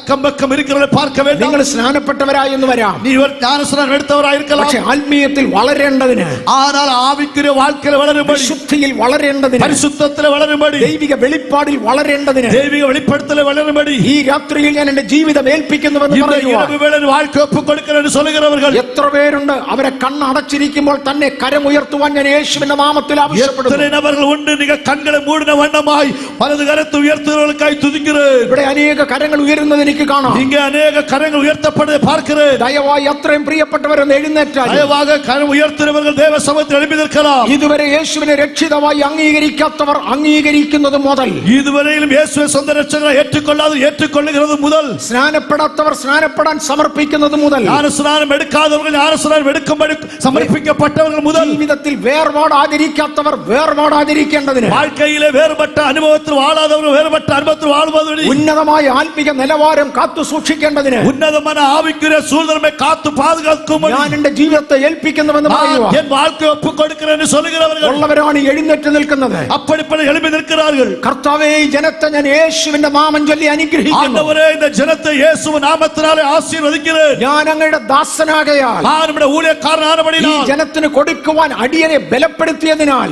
இந்த ஜனங்களுக்கு வார்த்தையை கொடுக்கும்படி அடியானை ഈ வெளிப்படுத்துறபடியால் ജനത്തെ ഞാൻ യേശുവിന്റെ നാമം ചൊല്ലി അനുഗ്രഹിക്കുന്നു. இந்த ஜனத்தை இயேசுவின் நாமம் சொல்லி ஆசீர்வதிக்கிறேன். അങ്ങയുടെ നാമമാകയാൽ உம்முடைய ആ நாமமானபடியால் അനുഗ്രഹം അവരുടെ മേൽ വസിക്കട്ടെ. அந்த ஆசீர்வாதம் அவர் மீது வரட்டும். മഹത്വം കർത്താവിന് മാത്രം. மகிமை கர்த்தருக்கு ஒருவருக்கே. യേശുവിൻ നാമത്തിൽ இயேசுவின் நாமத்தினாலே ആമേൻ. ஆமென். ദയവായി എല്ലാവരും ഇരുന്നാൽ எல்லாரும் உட்காரும்படி ഒരു கேட்டுக்கொள்ளுங்கள். സ്പെഷ്യൽ കോളും കൂടി ഈ രാത്രിയിലുണ്ട്. ஒரு விசேஷித்த அழைப்பு கூட உண்டு. കർത്താവിന്റെ വേല ചെയ്യാൻ ഞാൻ ആഗ്രഹിക്കുന്നു. ஆண்டவருடைய ஊழியத்தை செய்ய விரும்புகிறேன். പൂർണ്ണ സുവിശേഷത്തിൽ ജീവിക്കുവാനും பரிபூர்ணமான சுவிசேஷத்தில் வாழும்படி, സുവിശേഷം പ്രസംഗിക്കുവാനും, சுவிசேஷம் அறிவிக்கும்படி, കർത്താവിന്റെ വേല ചെയ്യുവാൻ ஆண்டவருடைய ஊழியத்தை செய்யும்படி എന്റെ അകത്ത് ദൈവാത്മാവ് പ്രേരിപ്പിക്കുന്നു എന്ന് எனக்குள்ளே പറയുന്നവർ, பரிசுத்த ஆவியானவர் ஏவுகிறார் என்று சொல்லுகிறவர்கள், ഈ രാത്രിയിൽ അതിന് താല്പര്യപ്പെടുന്നുവെങ്കിൽ அதற்காக இந்த ராத்திரி வேளை வாஞ்சிக்கிறவர்கள் എല്ലാവരും കണ്ടോട്ടെ, എഴുന്നേറ്റ് നിന്നു.